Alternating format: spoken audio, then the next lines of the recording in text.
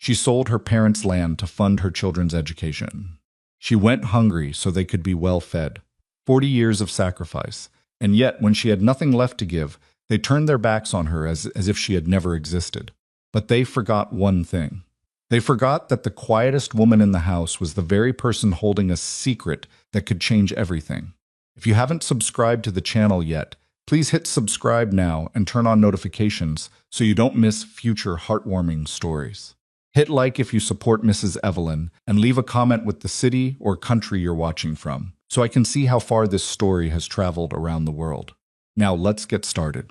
I used to believe that sacrifice was its own reward, that if you gave enough your time, your sleep, your body, your dreams, the people you gave everything to, would somehow carry that weight with them, that they would feel it, the way you feel a scar long after the wound has closed.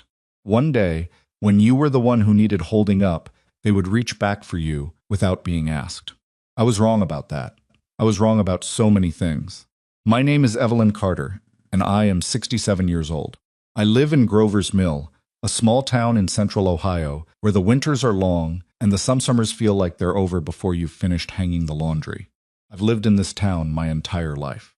I was born here, I married here, I buried my husband here, and I raised 3 children inside the walls of a house that sits on the corner of Maple and 4th, a house that has seen more heartbreak than most people carry in a lifetime.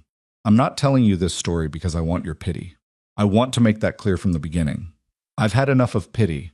What I want is for you to understand how it happens, how a woman can pour herself into something completely, can give until there's nothing left, and still find herself standing in an empty kitchen on a Tuesday night wondering where she went wrong. Because for a long time, I thought it was my fault. My husband, Dale, died of a heart attack when Nathan was 14, Claire was 11, and Mason was only 8 years old. It was a February morning. He went out to warm up the truck and never came back inside.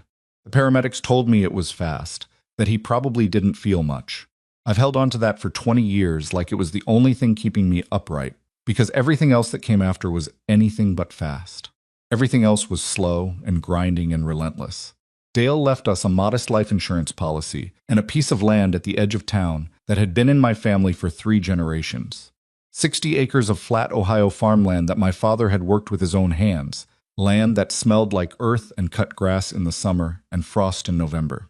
I can still remember the way my father would walk the fence line in the evenings after supper, just checking things, just being out there. He never said much about it, but you could tell he loved that land the way some people love a person. After Dale died, I tried to keep everything together. I worked the early shift at the diner on Route 9, and then I cleaned rooms at the Comfort Inn on the weekends. And then when Nathan started high school and needed more than I could give him on what I was making, I took on bookkeeping work for 2 local businesses in the evenings. I taught myself from a library book. It took me 3 months to feel confident enough to send out my first invoice, and I cried the night I got paid. Not because I was proud, though I suppose I was, but because I was so tired I couldn't feel anything else. I did all of this because I believed in my children. I believed Nathan was going to be something great. He had this quality, even as a teenager, of walking into a room and making people want to listen to him. Claire was sharp in a way that scared me a little. She could read a person in 30 seconds flat and file them away in some internal system she never shared with anyone. And Mason was sensitive. Too sensitive, maybe, for the world he was going to have to live in, but I loved him for it. I thought that sensitivity would make him kind. I thought a lot of things. When Nathan was accepted to Ohio State on a partial scholarship, I sold 20 acres of my father's land to cover the difference. I didn't think twice about it. Nathan sat at the kitchen table with his acceptance letter, and his face was so lit up that I felt like I would do anything in the world to keep that light there. I signed the paperwork with a real estate agent named Harold Briggs, who smelled like cigarettes and wore a bolo tie, and I walked out of his office with enough money to pay Nathan's first 2 years and put a little aside for the girls. Nathan graduated with a business degree and went to work for a firm in Columbus. He got a nice apartment. He started dating a woman named Renee, who wore blazers and talked about networking events. He came home for Christmas the first year, and then less the second, and then it started being just Thanksgiving, and then just sometimes, and then nothing for a stretch of years that I tried not to count. Claire went to a nursing program in Cincinnati. I sold another 15 acres for that. She was a harder person to love than Nathan. Always had been. She had opinions about everything, and she delivered them like verdicts, never questions. But she was my daughter, and I loved her. And when she got her nursing license, I framed the photocopy she sent me and hung it in the hallway because I was proud of her, and I wanted her to know it. She never asked if I hung it. Mason was the last one, and by the time he was ready for school, I had 17 acres left of my father's land and some savings that were thinner than I wanted to admit. He wanted to study music production at a school in Tennessee. It was expensive and it wasn't practical, and everyone in town who knew our situation had an opinion about it. But Mason sat across from me at that kitchen table with his hands flat on the surface and said, "Mom, I know it's a lot to ask." And something in the way he said it, the fact that he acknowledged what he was asking, made me say yes. I sold the last of the land, all 60 acres, all of my father's fence line. Gone. I don't want you to think I resented them for it. That's not the truth. The truth is more complicated and more painful than resentment, which at least has some heat to it.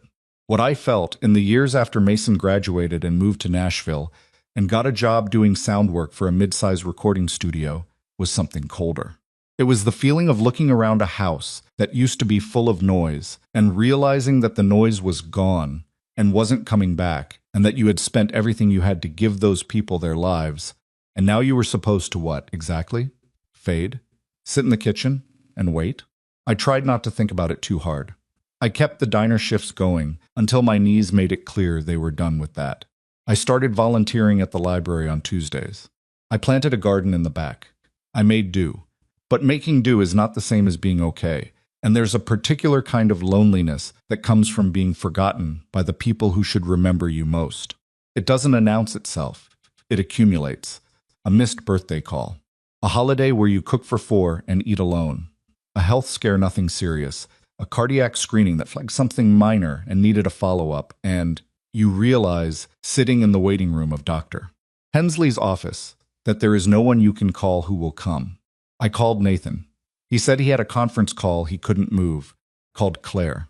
She said she'd been on 12-hour shifts all week, and she'd try to find coverage, but she didn't sound like she meant it. I didn't call Mason, because Mason had a way of making you feel like your problems were an inconvenience, even when he was trying to be kind, and I didn't have the energy for that particular feeling that day. I went to the follow-up appointment alone. The test came back fine. I drove home and made myself a grilled cheese sandwich and sat at the kitchen table in the dark because I hadn't bothered to turn a light on. That was the winter I turned 64. The house had been falling apart quietly for years by then, the way things do when there's no one else around to notice them with you. The gutter on the east side had pulled away from the fascia. There was a crack running down the plaster in the back bedroom, Mason's old room that I'd been watching smoke spread for 2 years like a slow fault line. The furnace made a noise every morning that I had learned to tolerate because I couldn't afford to have anyone look at it. I mentioned the furnace to Nathan once on one of his calls.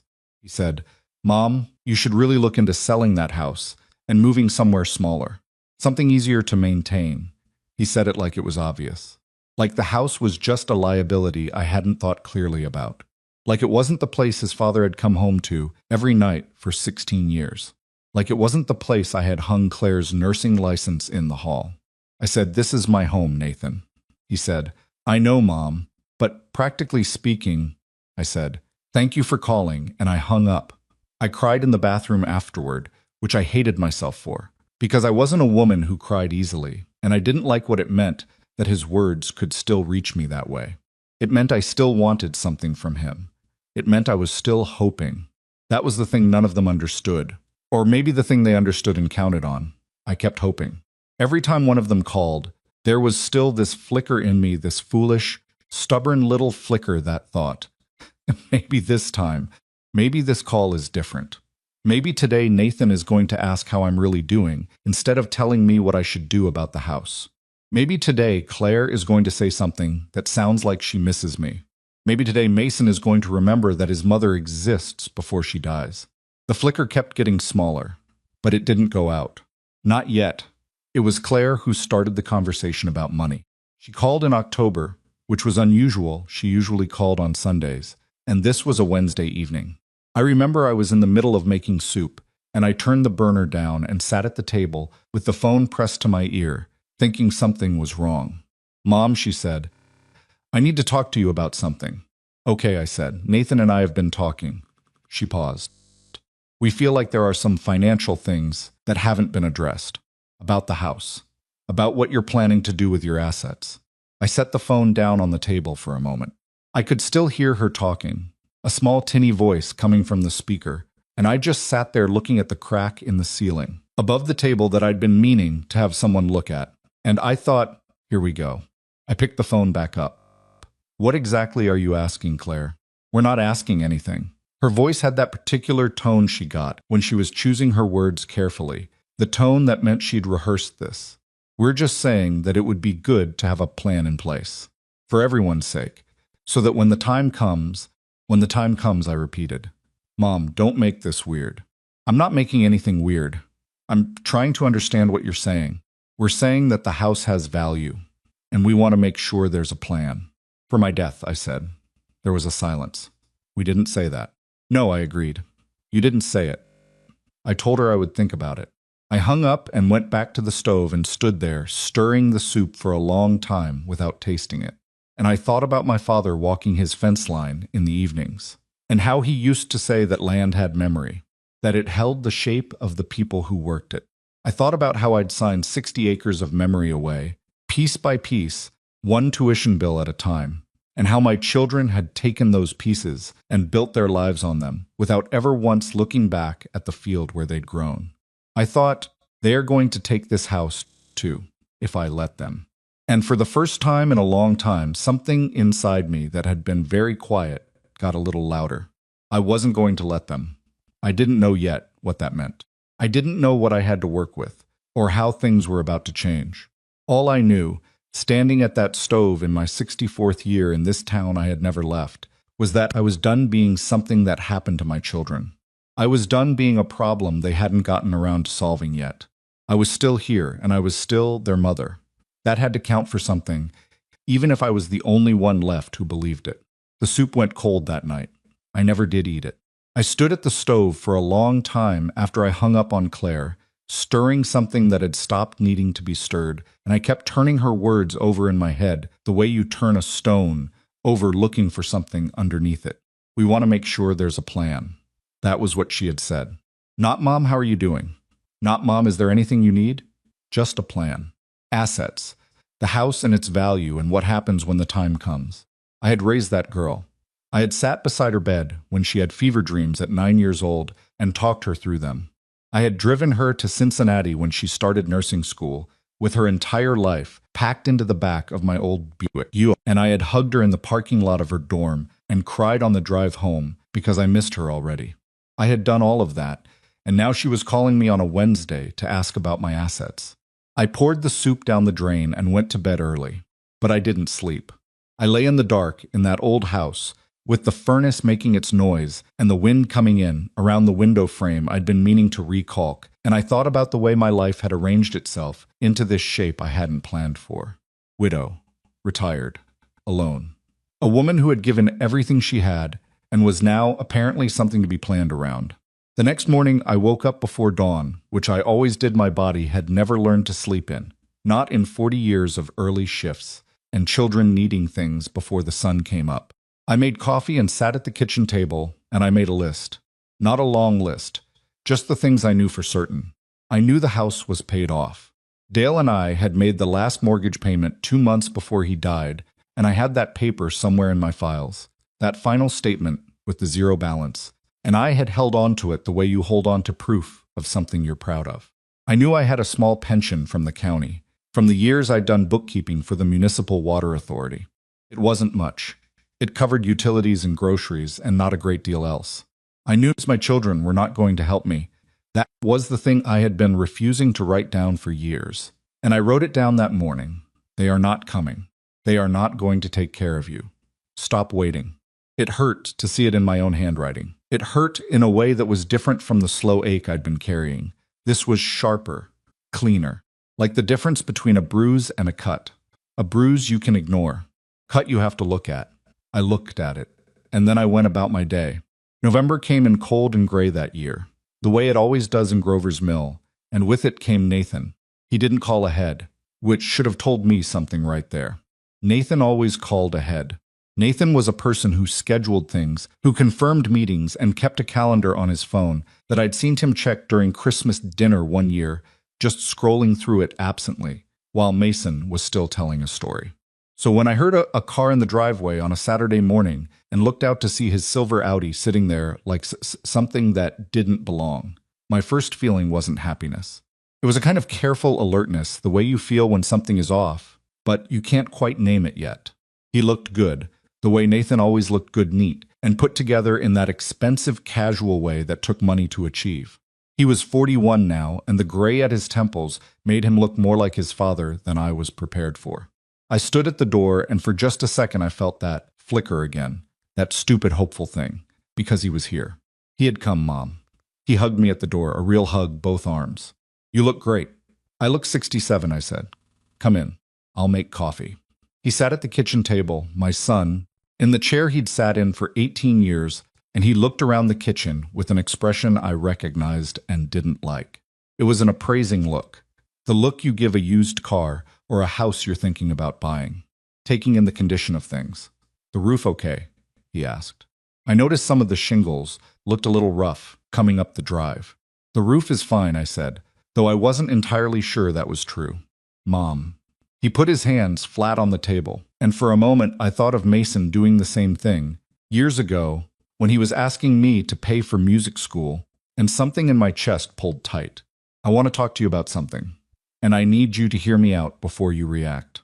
I'm not reactive, I said. He almost smiled. Okay, sure. I set the coffee in front of him and sat across the table and waited. Claire and I and Mason, we've all talked about this. We feel like there are some practical things that need to be sorted out. For your sake as much as ours. He paused. The house is a lot for one person, Mom. It's old. It needs work. And I'm what? You're not getting younger. The silence between us was very clean. Thank you for that information, I said. Mom, don't. I'm being serious. He leaned forward. We think you should consider moving into something smaller. A condo, maybe, or one of those 55-plus communities. There's a nice one over in Millbrook. I looked it up. You'd have people around, you'd have maintenance included, and you could sell this house and have liquid assets instead of a home, I said. Instead of a liability that's eating your savings. I wrapped both hands around my coffee mug. The ceramic was warm and that was good, because I needed something to hold on to. Nathan, this house is paid for. I have no mortgage. My costs here are a fraction of what a condo community would cost me. The upkeep alone. I manage the upkeep, Mom. He sat back. There was frustration moving across his face now, the same frustration he'd had as a 14-year-old boy when I wouldn't let him do something he'd already decided to do. We're worried about you, and there it was, that word. Worried. I had been waiting for it. Are you? I said. When did that start? He looked uncomfortable. What does that mean? It means I had a cardiac screening 18 months ago that flagged something that needed a follow-up, and when I called you, you had a conference call. I kept my voice very level. It means I've had a slow leak in the kitchen ceiling for 2 winters now, and you've known about it. And this is the first time you've been in this house in 14 months.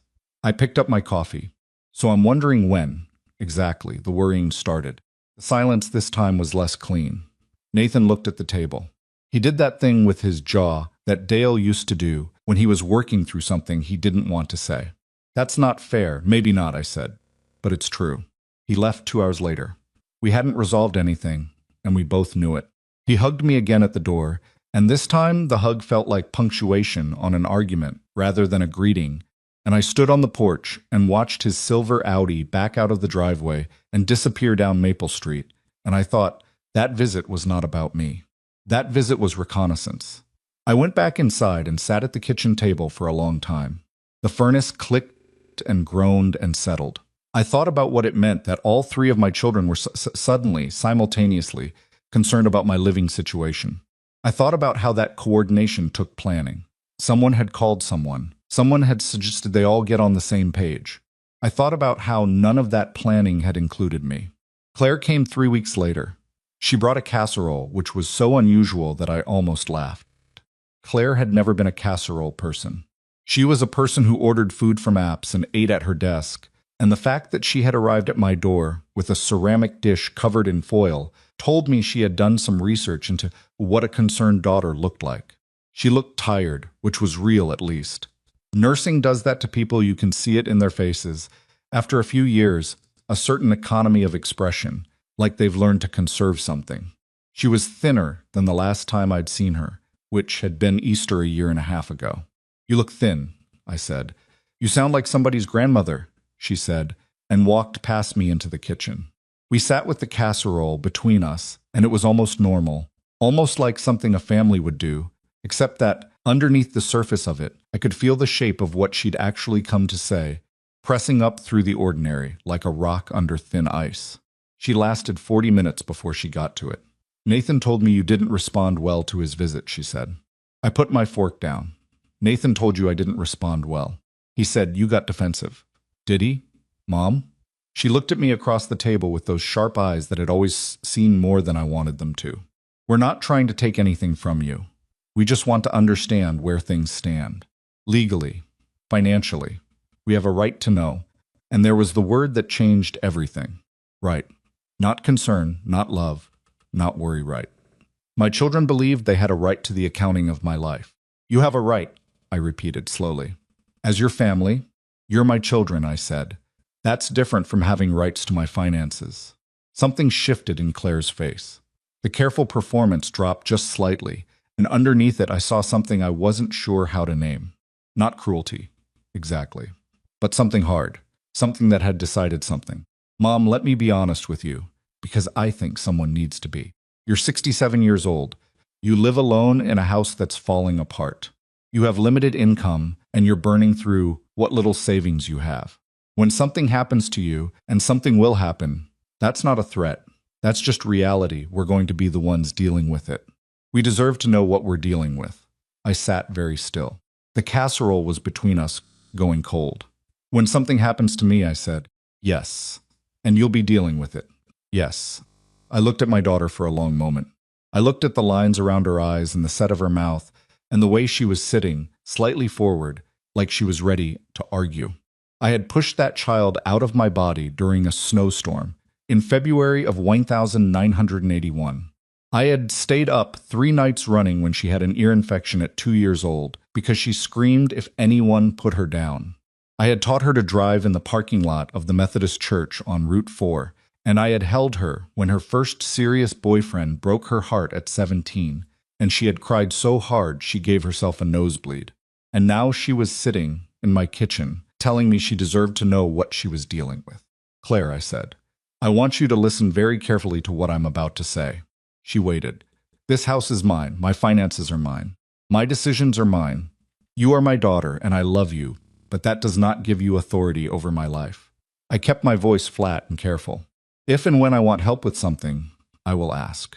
I have never, in 67 years, been a woman who couldn't ask for help when she needed it. What I will not do is hand over the accounting of my life to people who couldn't be bothered to come around until they started wondering what was left." The blood came into her face. "That is incredibly unfair." "Is it? We have lives, Mom. We have jobs and families, and—" "So did I said for 40 years. So did I." She left before she finished the casserole. I heard her car start in the driveway, and I sat at the table, and I stared at the ceramic dish, and I felt something shift inside me, not breaking, not falling apart, but settling. The way a house settles into its foundation after a long winter. Kind of grim, quiet certainty. I was not going to survive my children's love by letting them call it concern. Mason called the following Sunday, which meant Claire had called him. They were running this like a campaign, taking turns, presenting different angles, waiting to see which one would move me. The difference was that Mason's angle was different from Nathan's practicality and Claire's cold logic. Mason's angle was guilt. "Mom," he said, and his voice was soft in that way that had always gotten to me more than it should, because it reminded me of when he was small, when he'd come to me after a bad dream with his blanket trailing behind him. "I feel terrible about how things have been. I really do." I was folding laundry when he called. I kept folding. "All right.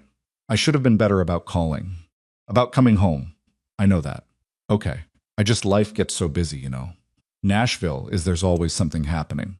And I keep meaning to come back, and then something comes up and I feel like such an asshole about it. Mom, I really do. Mason, I said. Yeah, why are you calling? A pause. To check on you. No, I said. Why are you really calling? Another pause. Longer this time. When he spoke again, some of the softness had gone out of his voice, and what was underneath it was younger and more honest and angrier than I expected. Because Claire said, you won't talk to anyone about the estate stuff, and it's stressing everyone out. The estate stuff. My life reduced to estate stuff. I'm not dead yet, Mason. No one said, you're calling my life estate stuff. That's just, he exhaled. That's just shorthand. For what?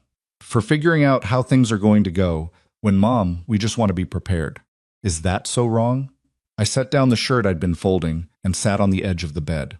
The mattress dipped under me, and I thought for a second about how I'd bought this mattress after Dale died because I couldn't sleep in the one we'd shared. I'd driven to Millbrook to the Sealy dealer, and a salesman had shown me a dozen options, and I'd picked one by myself and driven it home in the truck by myself and put the frame together by myself with a YouTube video and a borrowed wrench. I had been making my own way alone for a very long time. What I know, I said carefully, is that none of you called me on my birthday in March. What I know is that when I needed a follow-up appointment, there was no one to call. What I know is that the last time anyone drove to Grover's Mill to see me before your brother showed up last month was Easter of the year before last. And now, in the span of 3 weeks, all 3 of my children are suddenly very concerned about being prepared. I paused. What changed? Mason was quiet for a moment. Then Nathan talked to someone, a financial advisor. And the advisor suggested just that it would be a good idea to have conversations now rather than later. About the house, about what you want. Nathan hired a financial advisor to talk about my house. Mom, my house, Mason, that I own. That has nothing to do with anyone named Nathan.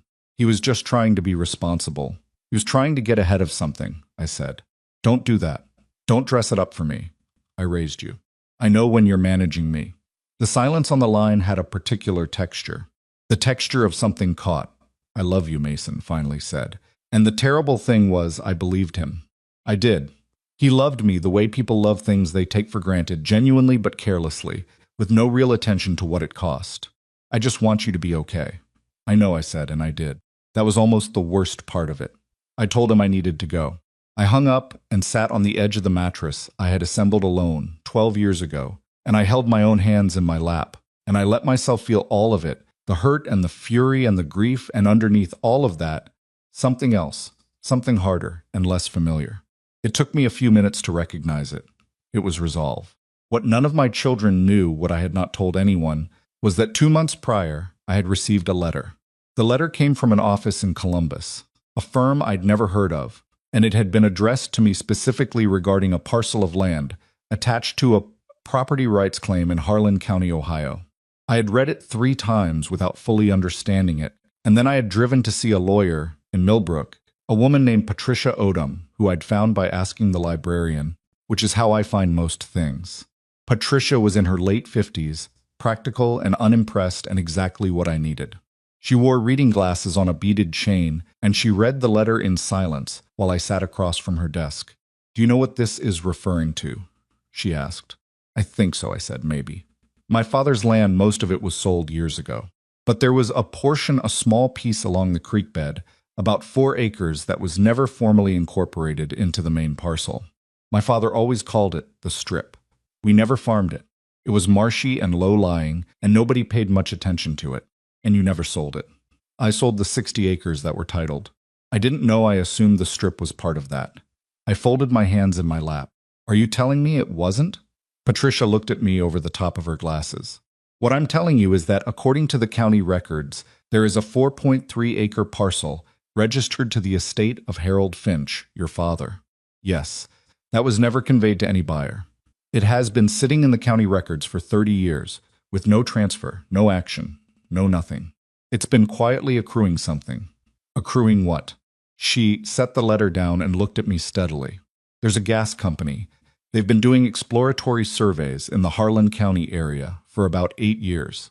And it turns out that strip of land along the creek, the marshy, low-lying piece nobody ever thought to farm, sits directly over a natural gas deposit. I didn't say anything. The clock on her wall made its noise. Outside, a car drove past on the street. How much? I finally said. Patricia named a number. I gripped the arms of the chair and I said, very quietly, I'm sorry. Can you say that again? She said it again. The number was not a fortune by the standards of the very rich. But for a 67-year-old widow in Grover's Mill, Ohio, with a cracked ceiling and a noisy furnace, and 3 children who were consulting financial advisors about her house for that woman, sitting in a small-town lawyer's office on a Wednesday afternoon, the number was life-changing. I drove home from Patricia's office and I pulled into my driveway, and I sat in the car with my hands on the steering wheel for a very long time. The elm tree in the front yard, the one Dale had planted the year Nathan was born, was bare in November, and its branches moved against the gray sky, and I watched them. My father's land, his fence line he used to walk, the strip nobody ever paid attention to. He had left me something after all. He had left me something that had been growing in the dark for 30 years, while I was working early shifts and selling everything else to pay for the lives of people who were now asking what was left. I thought about telling the children.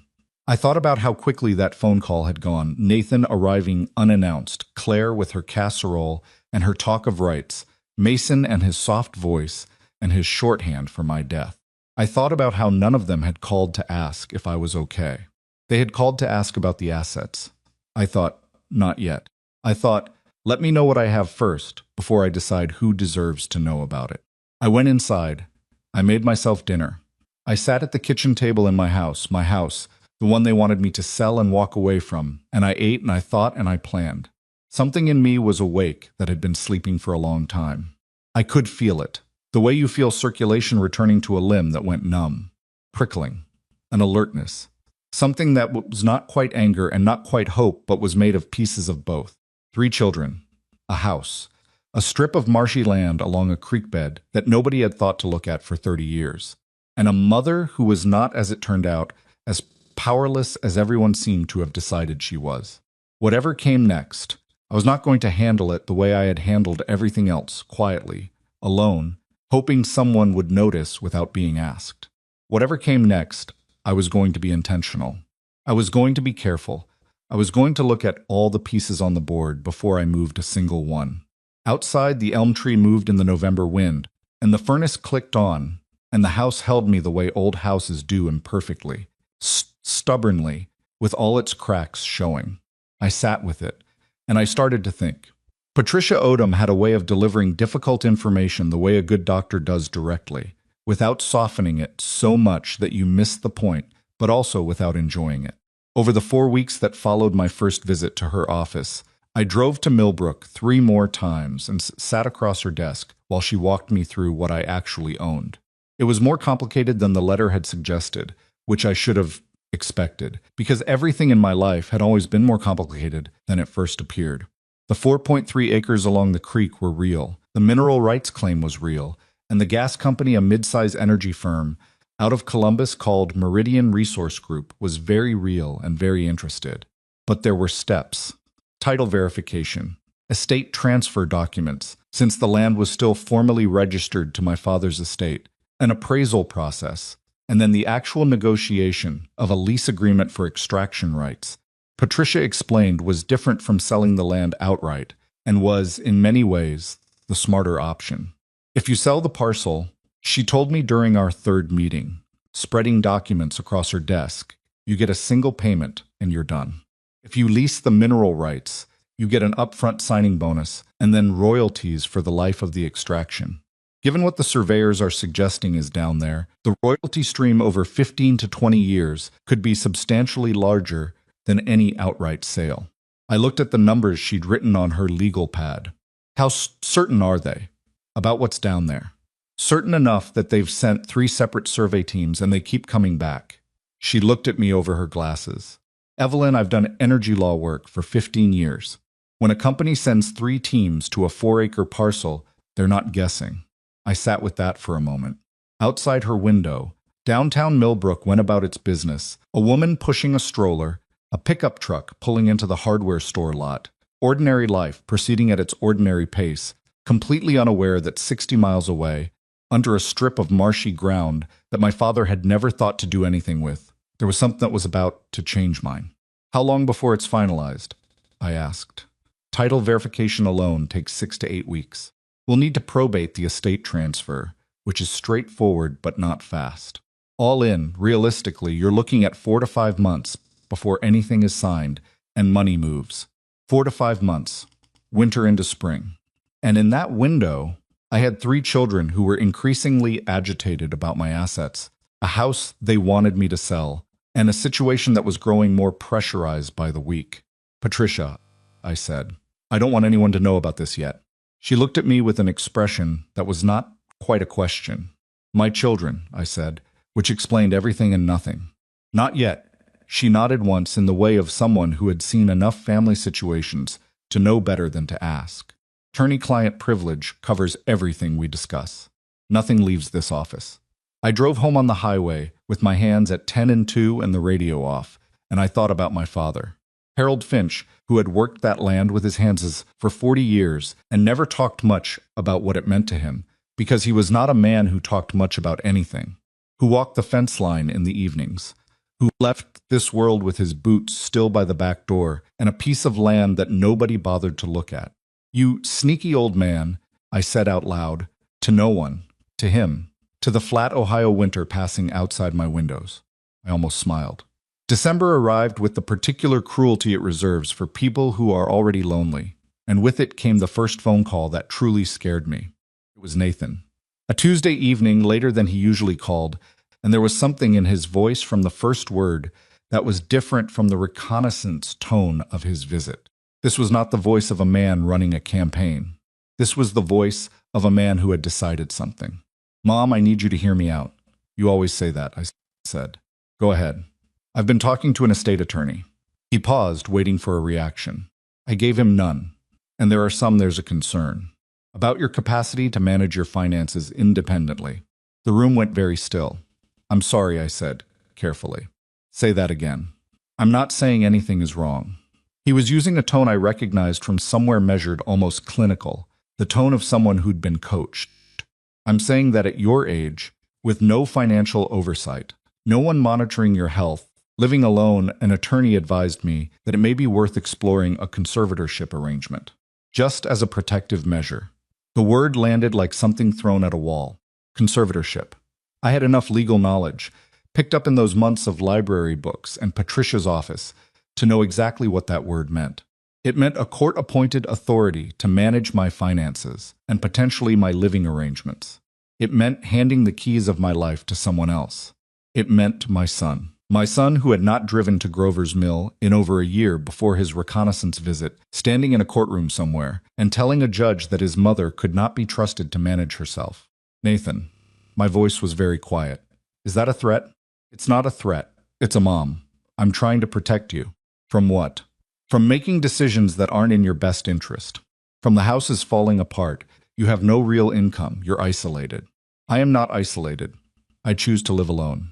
There is a difference. The attorney said. I don't care what the attorney said. I was on my feet without realizing I'd stood up, moving to the kitchen window, looking out at the dark elm tree and the empty street. My heart was going fast, and I was working to keep it out of my voice. I'm going to say something to you very clearly, Nathan, and I need you to understand that I mean every word. I am 67 years old. I am of sound mind. I have managed this household, my health, and my finances without a single misstep for 20 years since your father died. If you go near a courtroom with this, you will not win, and you will lose something that cannot be given back. Silence. Is that a threat? He asked. And I heard in his voice that he'd used my own words on me, and I also heard that he was a little afraid. Good. It's a fact, I said. Don't call me again this week.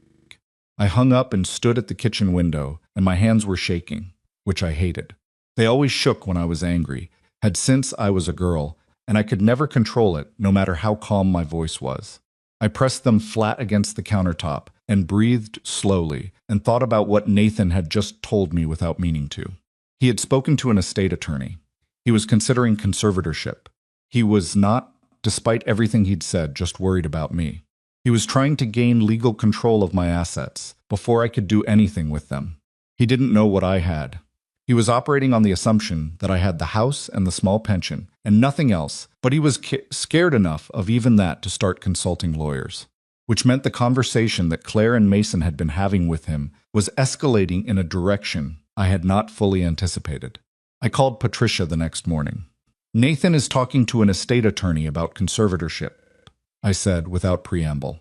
She was quiet for a moment. "That's aggressive." "Yes." "Does he have any grounds?" "Medical documentation. Diagnosed cognitive decline." "No. I'm in good health. My last physical was 8 months ago and everything came back normal." "Then he doesn't have grounds," she said. "A conservatorship petition requires demonstrated incapacity. He can't file on worry alone." But, another pause. "It tells us something about where he is." "He's not bluffing, Evelyn. People don't consult estate attorneys to make a point. He's actually considering this, I know. We need to move faster on the title verification. And you need documentation, a current cognitive assessment, updated medical records, a letter from your physician stating you are fully capable of managing your own affairs. I want us armed before he does anything." I spent the rest of that week making appointments. I saw Dr. Hensley for a full wellness evaluation. I took the cognitive screening, a 45-minute assessment that the nurse administered at a desk in a small room, and which I found almost insultingly easy, though I recognized that wasn't the point. Point was the paper that said so. The point was armor. I was building armor in secret, while my children circled the house, like they were waiting for the walls to fall. It was the attic that changed everything, though not in the way you might expect. I had been avoiding the attic for years, the way you avoid certain rooms in a house where something happened. Not something dramatic. Dale hadn't died up there. Nothing like that, but it was where I'd stored the decades, all the physical evidence of a life lived, and going through it felt like surgery I wasn't ready for. Boxes of the children's school things, Dale's work clothes, my own mother's dishes wrapped in newspaper from 1987. The attic smelled like time. I went up on a Saturday in January because the ceiling in the front bedroom had developed a new stain, and I wanted to check whether there was a leak in the roofing underneath the insulation. Practical reasons, nothing sentimental. I found the leak a small one, not serious. Something I could have patched with roofing tape from the hardware store. And then I found myself standing in the low light between the eaves and looking at the boxes the way you look at a thing you've been walking past for years without seeing. I started in the corner where I knew the important papers were. Dale had kept a wooden file box, nothing official, just a box he'd bought at a yard sale and labeled with a strip of masking tape that said important in his handwriting. I'd moved it to the attic after he died, because I couldn't have it in the office anymore, couldn't look at his handwriting on the label every time I went to find a utility bill. I opened it. Most of what was inside was what I expected. The mortgage documents, our marriage certificate, the children's birth certificates, Dale's military discharge papers from his 2 years of service before I knew him, an old insurance policy that had lapsed 20 years ago, and then near the bottom, a manila envelope I didn't recognize. No label, sealed with a metal clasp that had gone rusty with age. I opened it. Inside were papers I had never seen before. The top sheet was a letter from an Ohio County surveyor's office, dated 31 years ago, addressed to my father at our family's old address on Route 9, not the address of the main property, but the house I'd grown up in. The letter referenced a boundary survey of the Finch family holdings and specifically mentioned a disputed east boundary claim along the creekbed parcel that had been filed and subsequently tabled pending documentation from the Finch estate.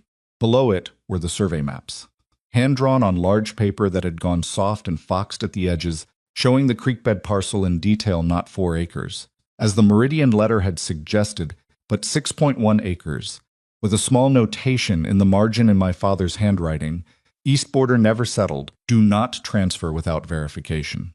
My father had known. He had known there was an unsettled boundary question on that strip, and he had kept the documentation.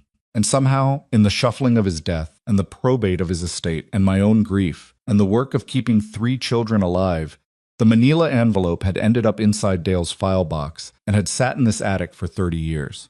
30 years. I sat down on a box of Mason's old textbooks and held the survey map and tried to breathe normally. If the parcel was 6.1 acres instead of 4.3, that changed the calculations Patricia had laid out for me. Not marginally significantly. The extraction royalties were based on acreage, on what the survey confirmed was actually available. If this documentation established the larger boundary, the numbers Patricia had written on her legal pad needed to be revised upward. By how much, I couldn't calculate sitting in an attic in January, but I knew it was substantial. I also understood, sitting there with the cold air coming through the eaves and the light fading in the small attic window, why I had not sold the attic along with everything else. You don't know what you're keeping until you need it. I took the envelope downstairs. I called Patricia from the kitchen table. I need you to see something, I said. I found original survey documentation that changes the acreage on the parcel. Pause was longer this time. How much does it change? From 4.3 to 6.1. The silence had a different texture than usual. Evelyn, she finally said. Where did you find this? My attic. It was in my late husband's papers.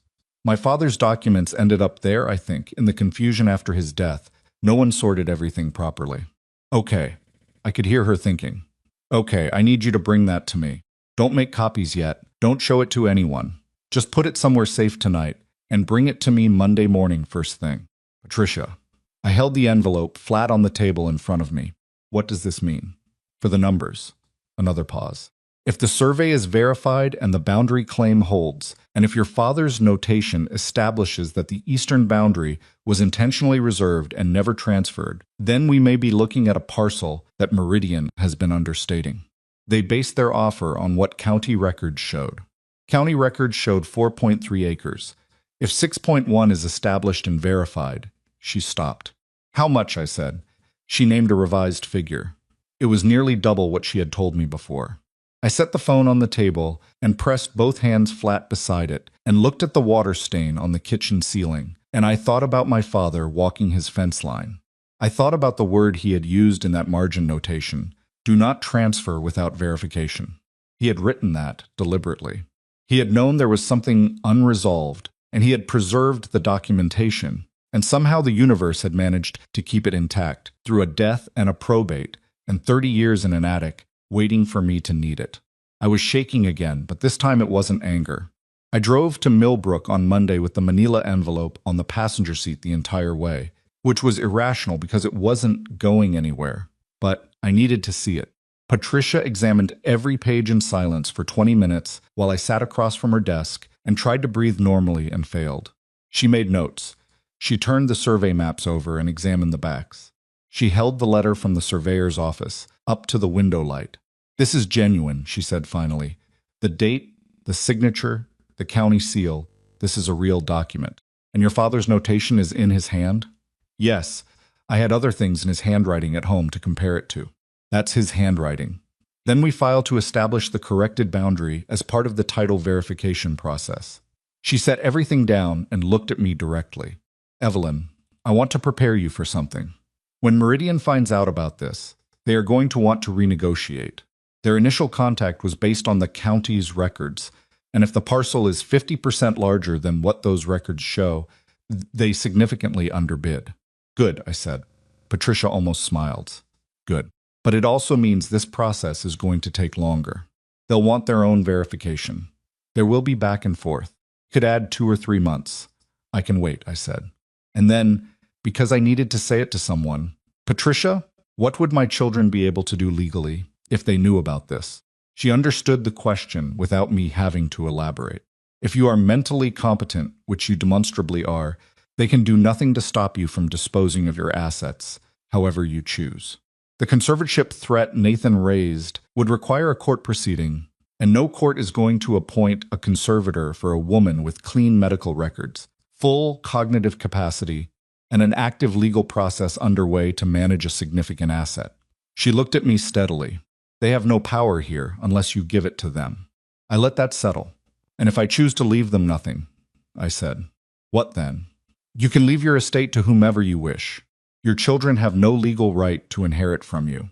Ohio does not require you to leave anything to adult children. I nodded. I'm not saying I'll do that, I said. I don't know yet what I'm going to do, but I wanted to know if it was possible. It's possible, Patricia said. I drove home through a January afternoon that had gone pale and thin, the light coming low and sideways through the bare fields along the highway, and I thought about possibility. I had not had a great deal of it in recent years, or rather, I had not allowed myself to think about it.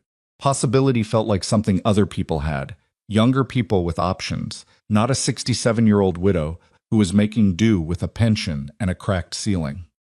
But sitting behind the wheel with my father's survey maps in the envelope on the passenger seat, I let myself think about what it meant.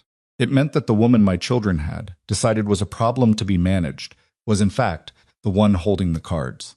It meant that everything Nathan had said about practicality, and everything Claire had said about rights, and everything Mason had said, with his soft, guilty voice, all of it had been calculated on a version of me that was incomplete. They thought they knew what I had. They didn't know the half of it. The question now was what I was going to do with that. The answer came to me on a Wednesday evening in February, which was the anniversary of Dale's death, the day he had walked out to warm up the truck and not come back. I always had a hard time on that day.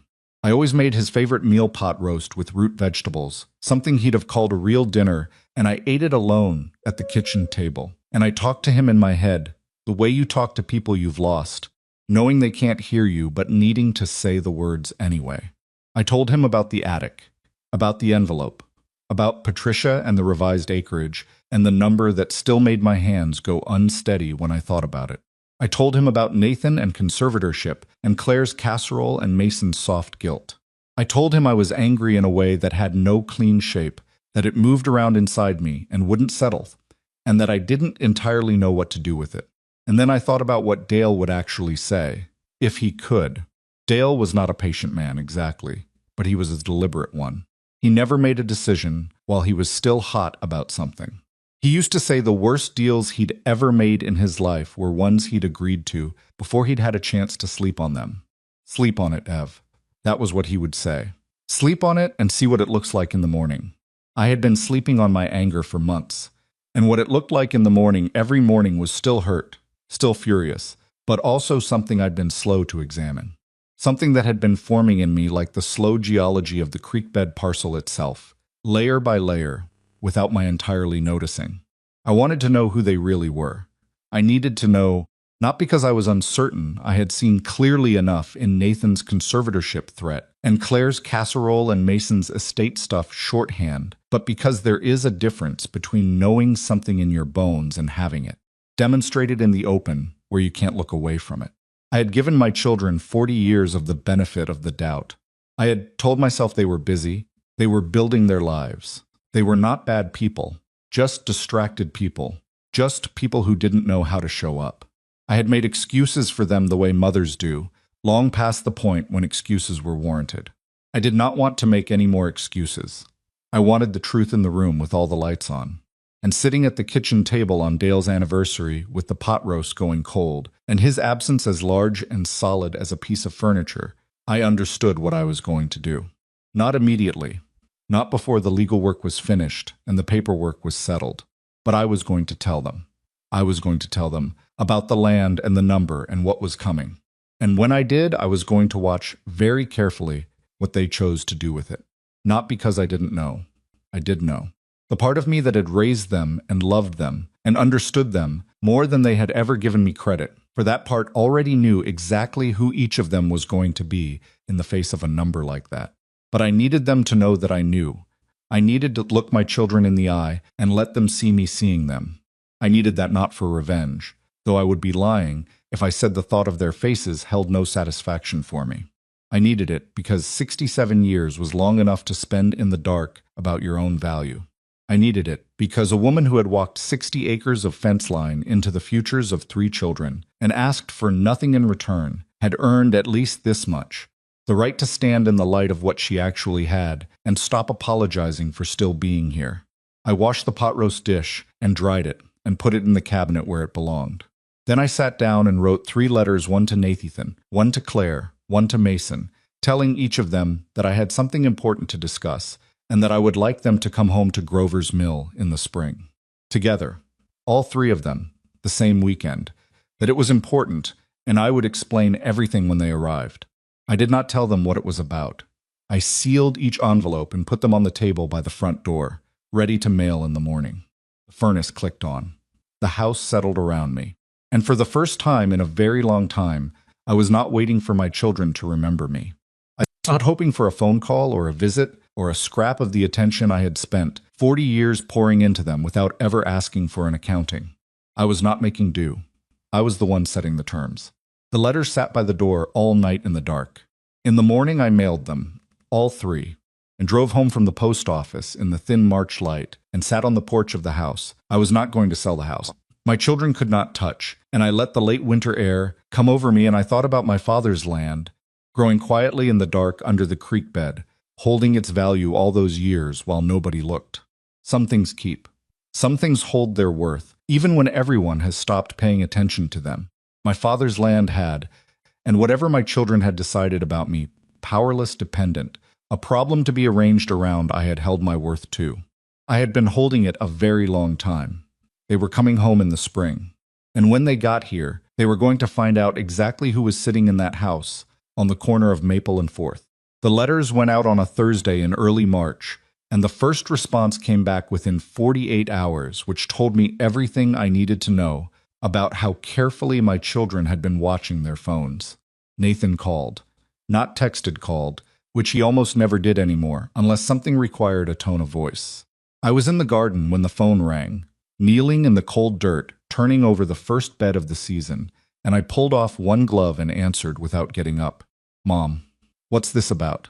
His voice had that particular Nathan quality controlled, but with something running just underneath the control that wanted very badly to push through. Your letter said you have something important to discuss. What does that mean? It means I have something important to discuss, I said. In person. When you're all here. Can't you just tell me now? No, a pause. Mom, I have a full schedule in April. I can't just, I said in the spring, Nathan. I didn't say April specifically. We can find a weekend that works for all 3 of you. I pulled a weed from the dirt beside my knee and set it on the pile. I'd suggest you coordinate with your brother and sister. Is something wrong? With your health? And there it was, the first thing he thought of. Not, Mom, are you okay? But the calculation behind it. Health meant timeline. Health meant how urgent is this? How soon do we need to move? My health is fine, I said. I had a full evaluation in January. Everything came back normal. Another pause, longer this time. He was working through what it could be. I could almost hear the machinery of it. Then what? April or May, Nathan? Talk to Claire and Mason and send me a date. I put my glove back on. I'll make dinner. I hung up and went back to the garden. Claire's response was a text, which surprised me not at all. Came the same evening, Nathan called, which meant they had spoken within hours of his receiving the letter. The text said, "Got your letter. Can you give us some idea of what this is about?" Nathan and I both have complicated schedules. I read it once and put the phone face down on the counter and did not respond until the following morning, at which point I wrote back, "I'll explain when you're here. Let me know what weekend works." She did not respond for 2 days, which was her version of making a point. Mason's response was the most complicated, because Mason's responses were always complicated by the fact that he genuinely felt things, which made him harder to be angry at, and therefore more exhausting in some ways than the other 2. He called on a Sunday, which was his usual day, and he sounded worried in a way that I believed was real. "Mom, your letter kind of freaked me out," he said. "You're being very mysterious." "I don't mean to be mysterious," I said. "I just have things I need to say to all of you together, and I'd rather not say them 3 separate times." Are you sick? Because you can tell me. I can handle it." "I'm not sick." "Okay," he exhaled. "Okay, because I've been thinking a lot, Mom, about what you said the last time we talked, about what changed. And you were right. You were right that I've been bad at this. At being a son." His voice dropped a little. "I know that doesn't fix anything. I just wanted to say it." I sat with that. The thing about Mason was that his remorse was genuine, and it changed nothing. And knowing both of those things simultaneously was one of the more painful experiences of being his mother. "I know you mean that," I said. But meaning it and doing something about it are different things. We can talk about it when you're here." "Okay." A pause. "Mom, whatever this is about, I'm on your side. I want you to know that." I almost said something cutting. I stopped myself, because whatever Mason's failures were, cruelty wasn't one of them, and responding to his softness with a blade felt wrong even now. "I know you want to be," I said instead. "That's not the same as being." He went quiet, and in that quiet I heard him absorbing it, actually absorbing it, rather than deflecting, which was the Mason thing he could take a hit if you delivered it straight. Yeah, he said finally. Yeah, that's fair. They settled on the second weekend in May. Took 3 weeks of back and forth emails that I was copied on and sometimes participated in and sometimes just read, watching my children negotiate with each other like strangers, arranging a business trip, everyone protecting their calendars, everyone suggesting dates that didn't quite work for the others, everyone slightly inconvenienced. At no point did any of them say, whatever weekend works for Mom. They were coordinating around each other. I was the destination, not the consideration. I noticed that and filed it. In the meantime, March became April, and the legal work moved forward at Patricia's pace, which was deliberate and thorough and occasionally maddening. The title verification came through in late March, confirming that the parcel had never been transferred out of my father's estate. The probate filing to establish me as sole heir to the remaining estate assets took another 3 weeks, but was, as Patricia had predicted, straightforward. My father had died with a will that left everything to my mother, and my mother had died 8 years later, leaving everything to me, and there had been no other claimants. The chain was clean. The boundary survey was the piece that took the longest. Meridian sent their own surveyors to verify the 6.1-acre claim, which involved 2 separate site visits and a lengthy review of the historical county records and my father's original documentation.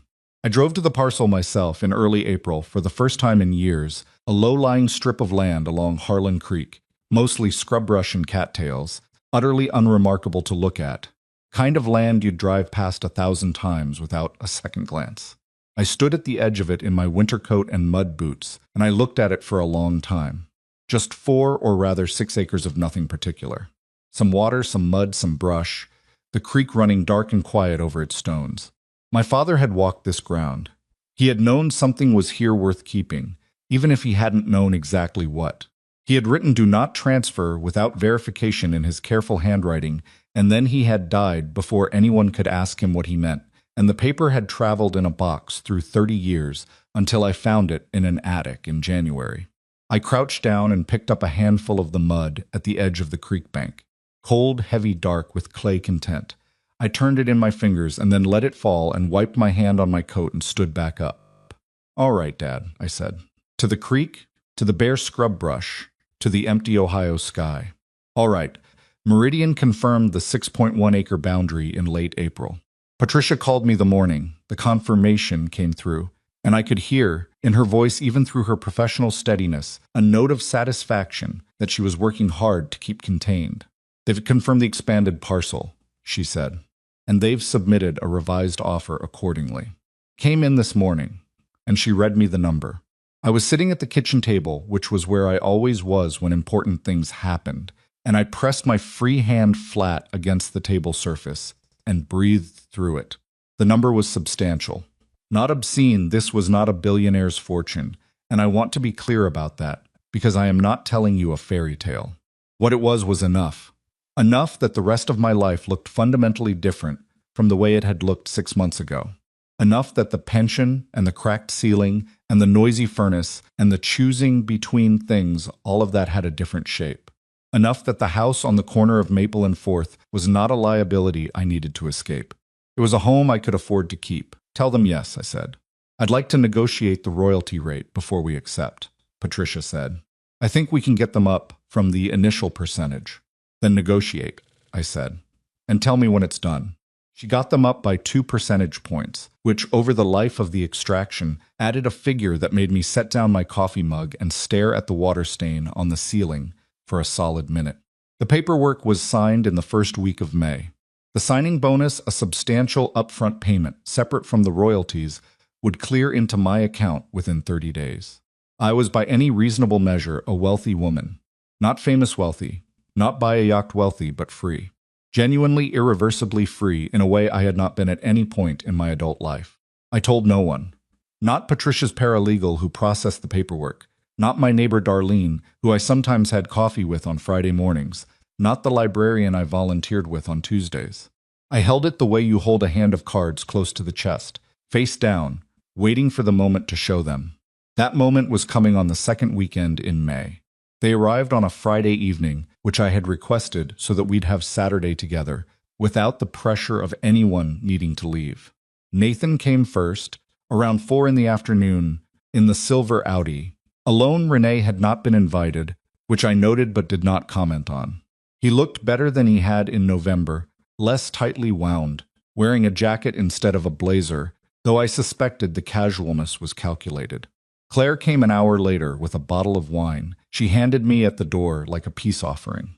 "You look good, Mom," she said, and I could tell she meant it. And I could also tell that my looking good was, for her, information. She was cataloging me, running her nurse's assessment, gait, coloring, alertness, the quality of my movements. She did it automatically, without malice, but I saw her doing it. Mason came last, nearly 7, with a duffel bag and the kind of sheepish energy that meant he'd been rehearsing something in the car. He was thinner than I'd expected, and his beard had gotten longer, and he had the look of someone who wasn't sleeping quite enough, which was familiar to me in a way that squeezed something old and maternal in my chest. I loved my children. Even standing in this situation, even knowing everything I knew, I loved them in the helpless, permanent way that doesn't have anything to do with whether they've earned it. That's the thing about being a mother that no one warns you about. Adequately, the love doesn't adjust for behavior. It just sits there, costing you. I made pot roast. I put it in the oven that morning and let it go all day, and by the time everyone was settled, it filled the whole house with something that smelled like every family dinner we'd ever had, and I watched my children standing in the kitchen of their childhood, reacting to that smell with their bodies before their minds caught up.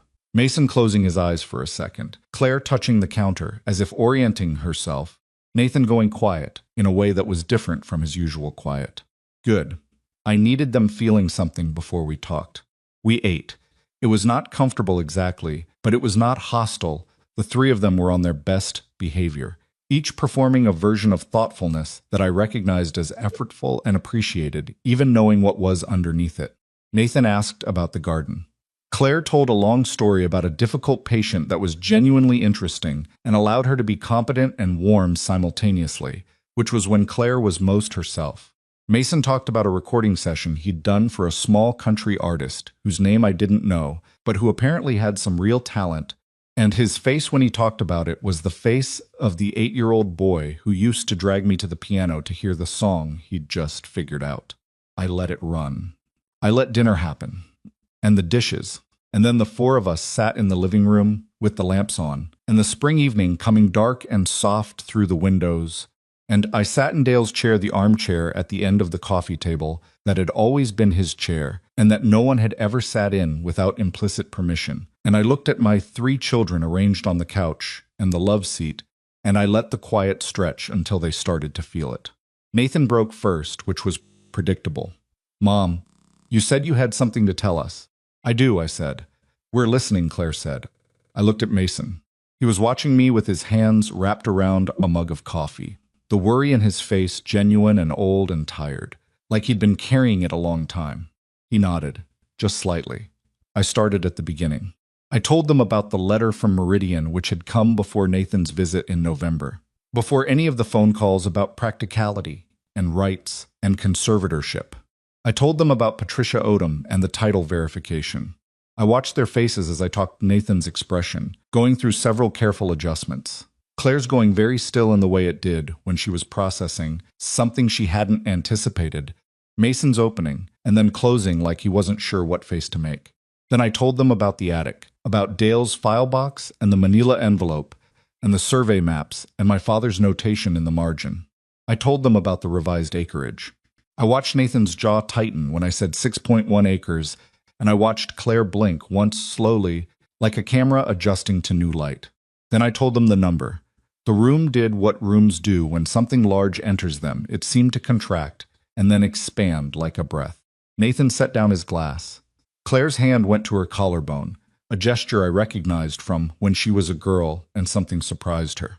Mason said, "Mom," very quietly, "just that, just my name." Nathan started. "Significant," I said. "Yes, it is." He looked at me. Something was working in his face that I hadn't seen there in a long time, something genuinely unguarded, some calculation that had gone offline because the information was too large to run through the usual filters. "Mom, that's when did you find out?" The letter came in late October, I said.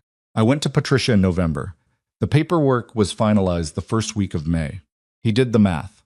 You've known for 6 months. Yes. While we were, he stopped. While you were talking to estate attorneys about conservatorship, I said pleasantly. Yes.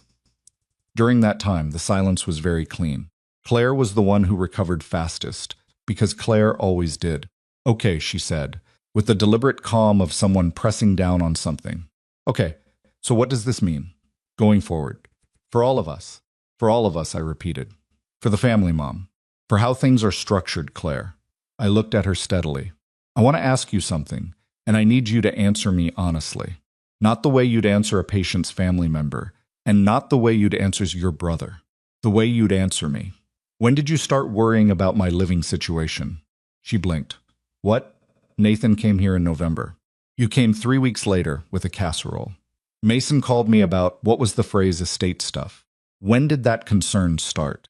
Because for the year and a half before that, I had a cardiac screening that needed a follow-up, a leaking ceiling, and a furnace making sounds that would wake you up in the night.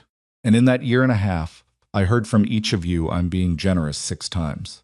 So I want to know what changed in November. What made all 3 of you suddenly so concerned? Another clean silence. Nathan said, Mom, that's not fair. I found out, Mason said. We all looked at him. He was staring at his coffee mug and his voice was flat and careful in a way that told me he'd decided to do something that cost him something. Mason, Nathan said. No, Mason looked up. She deserves to hear it. He looked at me. Nathan ran into Harold Briggs, the real estate agent who handled the land sale years ago. They were at the same event in Columbus, some business thing, and Briggs mentioned that there'd been some survey activity out on the old Finch property. He didn't know what it was about, just that he'd seen trucks. Nathan called me and Claire, and we got concerned. You got curious, I said. Both, Mason said quietly. I won't lie to you about that part. I looked at Nathan. He was looking at the coffee table. His jaw was doing the thing. Nathan, I said. He looked up. His face was tired in a way that went below the surface, and for a moment I saw my husband in it so strongly that it almost undid me, the particular Dale tiredness that came from carrying something he didn't know how to set down. I should have called you more, he said. Not because of this. Before this, I know that, do you? Yes, he held my gaze. And I'm not going to tell you the reason was anything other than I got busy and selfish, and I assumed you'd always be there because you always had been. He stopped. That's the honest version. It was the most honest thing Nathan had said to me in years. I held it for a moment before I continued. The conservatorship conversation, I said. He flinched. Actually flinched. What were you, Nathan? Tell me what you were. I was panicking. The words came out rough. I thought I didn't know what was on that land, but I thought something was happening, and I thought if you made a decision that affected I was trying to protect. He stopped again. I was trying to protect my interests. I know how that sounds. It sounds like what it was, I said. Claire had been quiet for several minutes, which was unusual enough to be noticeable. When she spoke, her voice had something in it I hadn't heard from her in a very long time, something stripped of the clinical armor, smaller and less certain. Mom, what are you going to do with all of it? That's what I wanted to talk to you about, I said. What I'm going to do, and what I'm not going to do. I let that sit for a beat. I'm going to keep the house, I said. I'm having the roof repaired, the furnace replaced, and the ceiling fixed. I'm going to restore it properly. It's my home. It was your father's home. Days. Nathan started to say something. I held up one hand and he stopped. I'm going to fund a community literacy program at the Grover's Mill Library. I've been talking to the director, and there are children in this county who are falling through every crack in the system, going to be addressed. I looked at each of them in turn. I'm going to establish a small fund for my own health care and long-term care, so that no one in here, I let my eyes rest on Nathan, for just a moment ever has cause to question whether I can manage my own affairs. And us? Claire said. The question was very direct. I respected it for that. That depends, I said, on what you mean by us. Claire looked at me. What does that mean? It means that I have 3 children who spent the last 6 months trying to gain leverage over a woman they had decided was powerless. It means I watched all 3 of you coordinate carefully, strategically not around what I needed, but around what you might be able to get. I kept my voice even, and I need you to understand that I saw all of it. Every phone call, every casserole, every "I'm worried about you" that meant I'm worried about what you have. I need you to know that I saw it, because I refuse to spend the rest of my life pretending that I didn't. Mason's eyes were wet. He was looking at me with the particular misery of a person who knows they deserve exactly what they're hearing. Claire's face had gone pale. "Mom, that's not "I do care about you." That's not "I know you care about me," I said. "I'm not saying you don't love me. I'm saying that you let what you love compete with what you wanted, and what you wanted won, and I have been on the losing end of that competition for a long time." I looked at her steadily. "That changes now. How?" Nathan said, and his voice was rough. "By you choosing differently," I said. "Not because there's money now. Because I'm your mother, and I have been your mother through everything. And I am 67 years old, and I am asking you for perhaps the first time in your lives to show up without an agenda." I paused. "Come for Thanksgiving. Come for the March birthday that none of you called. Call me when nothing is happening, when you don't need anything, when it's just Tuesday, and you thought of me. Show me that the people I raised are capable of that." The room held all of it. Nathan put his elbows on his knees and pressed his hands over his face for a long moment. When he took them away, his eyes were red at the edges. "And if we do?" He said, "What then? What does that look like?" "It looks like a family," I said. "Which is what I thought we were. What I'm asking you to become." "And the estate?" Claire said, and I could see it cost her something to ask, that she knew how it sounded and asked anyway, because Claire was, above everything else, direct. "My estate is my business," I said. "It will be handled as I see fit, in my own time, according to what I see in the time we have left together. I am not making promises, and I am not making threats. I am telling you that I am watching, and I have always been watching, and I am done pretending not to see what I see." Nobody said anything for a while. The house made its old sounds around us, the settling and the creak of the floorboards in the hall, the wind against the east side window. Sounds I had been living with so long they were part of my internal rhythm. Mason set his mug down on the coffee table. He looked at me with his wet eyes and his tired face, and he said, "I want to try, Mom. I know that's not worth a lot right now, but I do." "I know you do," I said. "I should have come home," Nathan said, "to the coffee table, to no one in particular. I should have just come home." I looked at my oldest son, this man who had my husband's jaw and his father's stubbornness and 41 years of building a life that had somehow, piece by piece, built a wall between him and the people he came from. "Yes," I said, "you should have." Claire didn't say anything. She sat with her wine glass and her pale face and her sharp eyes, and she looked at me for a long time. Then she stood up, crossed the room, and sat on the arm of Dale's chair, close enough that our arms touched, and she stayed there. She didn't say she was sorry. She didn't make a speech. She just sat beside me, which was more than she'd done in years, and I let her, because some things don't need words, and because she was my daughter and I was not made of stone. We sat in that living room for another 2 hours. The conversation moved around the edges of things, sometimes landing somewhere honest, sometimes retreating into safer territory, the way it goes when people are trying to find a new way to talk to each other and don't quite have the language yet.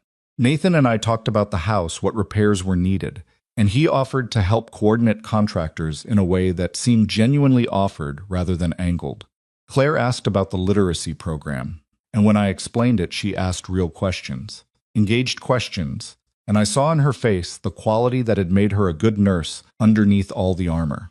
Mason, at some point, went to the old upright piano in the corner, the one he'd had me drag to every house we'd ever lived in, that I'd finally gotten to stop moving when the children left, and he sat down and played something quiet and slow that he'd written himself, he said, and it filled the house the way music only does when someone plays it in a room they grew up in, when the instrument knows the acoustics and the walls remember the sound. I sat in Dale's chair and I closed my eyes and I listened, and I let myself have it, just the music, just the house, just the May evening, and my perfecting Mildred in the same room with me for the first time in too many years. It wasn't forgiveness exactly. Not yet. Forgiveness is a longer road than one evening, and I knew that, and I wasn't going to pretend otherwise. But it was a beginning, a real one, not the performed versions they'd been offering since November. Something rougher and more honest and therefore more worth having.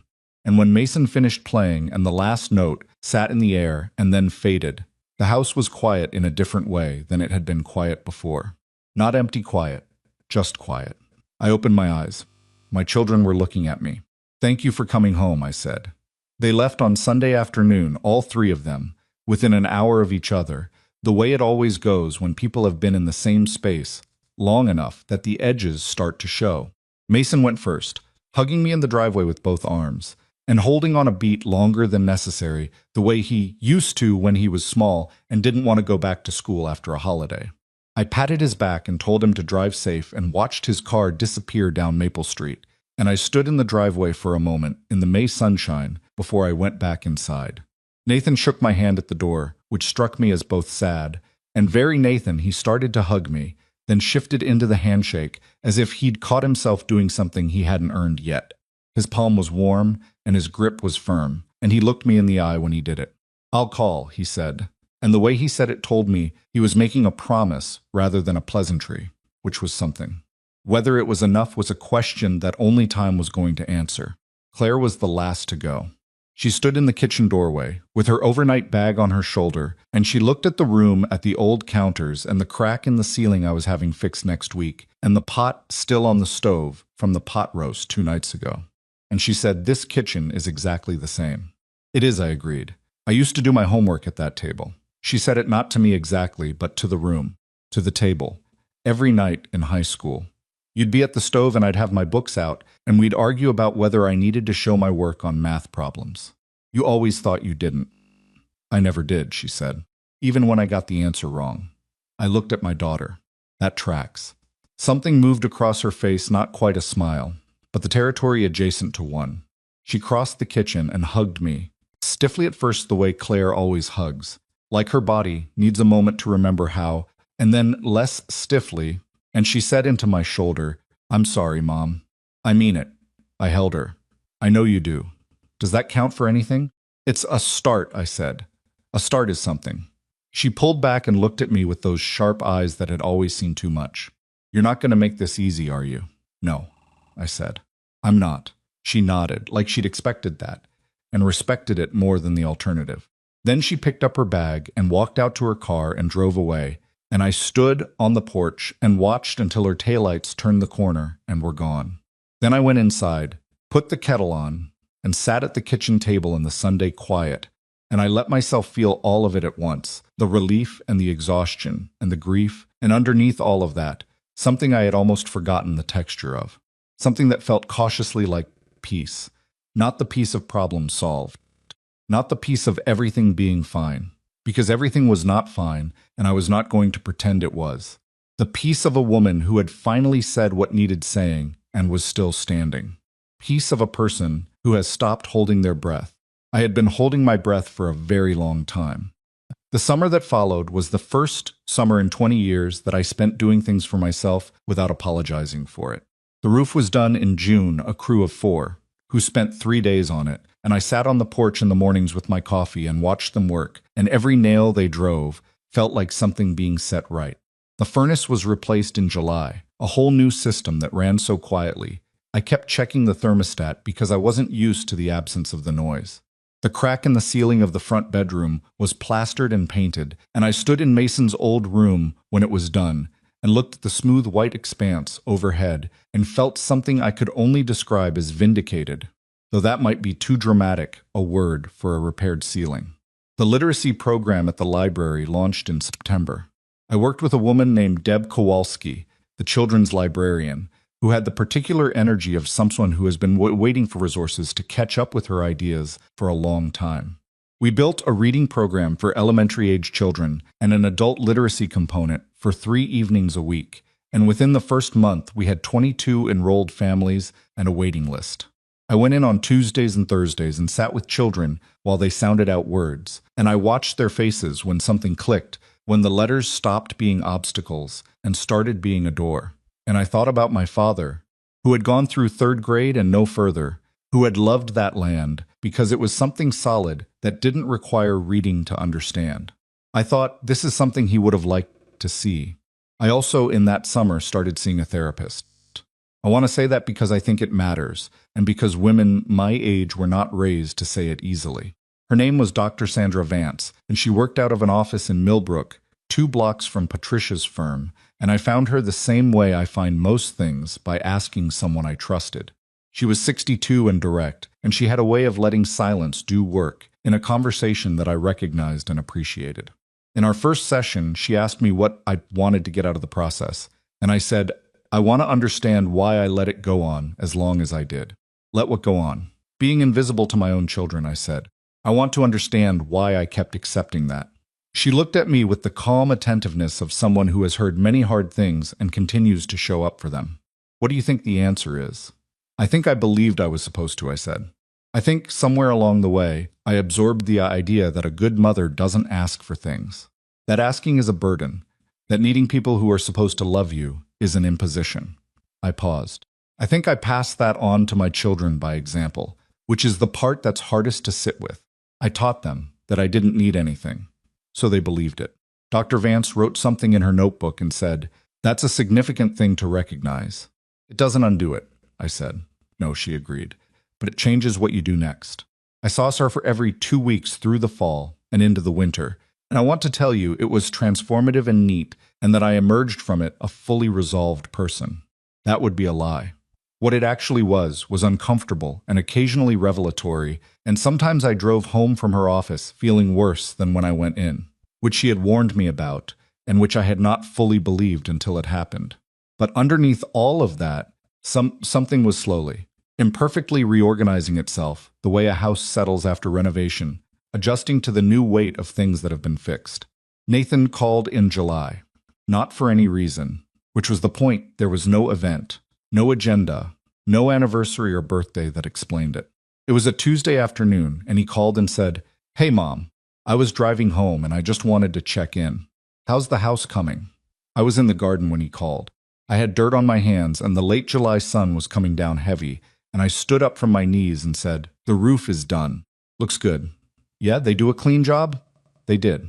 The crew foreman was a kid named Artie, who could not have been more than 25, and he knew everything there was to know about flashing and ridge vents, which I found unexpectedly charming. Nathan laughed. It was a real laugh, spontaneous, and it surprised us both a little. That's great, Mom. We talked for 22 minutes about nothing in particular, the garden, a thing that had happened at his firm that week that was mildly absurd, a news story we'd both seen and had different opinions about. When we hung up, I stood in the garden for a while, before going back to my knees, and I turned the phone over in my dirty hands, and I thought, that's what it could have been. All those years. That easy, that ordinary, that simple. Just a Tuesday call. Just a son driving home who thought of his mother. I let myself grieve that briefly, and then I let it go, because grief for what didn't happen is the most expensive kind, and I had decided to be careful with my emotional budget. Claire was harder. She was not a natural caller, and she knew it, and I knew it, and for the first few months after May, the calls were effortful. In a way that was audible, she was working at it, which I respected while also finding slightly exhausting. Because effort that obvious reminds you of everything it's compensating for. But effort is not nothing. Effort, sustained over time, becomes habit, and habit becomes a different kind of something. And I was willing to wait and see what it became with Claire. What surprised me most was the Sunday she showed up unannounced in August. No call, no text, just her car in the driveway at 10 in the morning while I was still in my robe with my coffee. I answered the door, and she stood there in jeans and a t-shirt with 2 coffees from the place in Millbrook she liked, and she said, I thought I'd come help with the garden if you want. I don't know anything about gardens. You'll have to tell me what to do. I looked at her for a moment. Drink your coffee first, I said. Then put on something you don't mind getting dirty. We spent 4 hours in the back garden that Sunday, and Claire was right. She knew almost nothing about gardens. Couldn't distinguish a weed from a volunteer plant without guidance. Overwatered the tomatoes once before I stopped her, and asked more questions than any one gardening session could reasonably answer. But she was there, on her knees in the dirt, in her good jeans that were going to be ruined, trying. Making a mess of it, and trying anyway. I found that I could work with that. I have always been able to work with people who are trying, even badly. At some point in the afternoon, she said, without looking up from the row she was weeding, I've been thinking about what you said, about how you taught us that you didn't need anything, And we believed you. Kept working. And I think I used it. She pulled a weed, considered it, put it in the pile. I think I used the fact that you never asked for anything as permission to not give you anything. It was convenient, and I think I knew it was convenient, and I did it anyway. She paused. That's harder to admit than the busy schedule excuse. Yes, I said, it is. I'm not going to do it again, she said, in the tone of someone making a decision rather than a promise. Claire's decisions were worth more than her promises. Always had been. I'm just saying. I see it now, and I'm not going to do it. I looked over at my daughter, this sharp, complicated, armor-wearing woman with dirt on her elbows and her expensive jeans ruined past saving, and I said, All right, Claire, I hear you. Okay, she said, and went back to the weeding. That was as close to a reckoning as Claire and I were going to have, and I had learned enough about my daughter to know that it was, for her, a great deal. I accepted it for what it was. Mason was the most changed, which I had not predicted. He came back in August for a long weekend without being asked, which he had never done as an adult. Not once. He had always needed to be invited, had always waited for the structure of an occasion. He stayed in his old room, and he played the piano in the evenings. And on Saturday night we sat on the back porch after dinner, while the summer dark came in soft and warm. And he said, I keep thinking about what you said. That loving something and taking care of it are different things. I didn't say it exactly like that, I said. It's what you meant. I considered that. Yes, I suppose it is. I love you, he said plainly, without any of the softness that usually cushioned it from having to be accountable for anything. Just the words, flat and clear. And I've been bad at taking care of that. And I want to be better at it. Want is different from doing, I said, which was something I had said to him before, but I said it gently this time rather than as a correction. I know. He held his beer bottle by the neck and turned it slowly. I've started therapy. That surprised me. I tried not to show it. When June, right after I got back from the weekend here, he looked at the yard, at the elm tree that was full and dark against the summer sky. There's some stuff I've needed to deal with for a long time. About Dad dying. About leaving home and never really going back to it in my head. I mean, just running forward and never looking at anything I was running from. He paused. It's hard. Yes, I said, it is. You're doing it too? Millbrook. Sandra Vance. He looked at me with something that was both surprised and, I thought, relieved. Is it helping? Slowly, I said, the way most real things do. We sat in the summer dark, and the fireflies were doing their work in the yard, the way they did every August. And Mason said, I miss Dad. And I said, so do I. And that was its own kind of repair. That easy sharing of the same grief that we had both been carrying alone for too long. September brought something I had not planned for.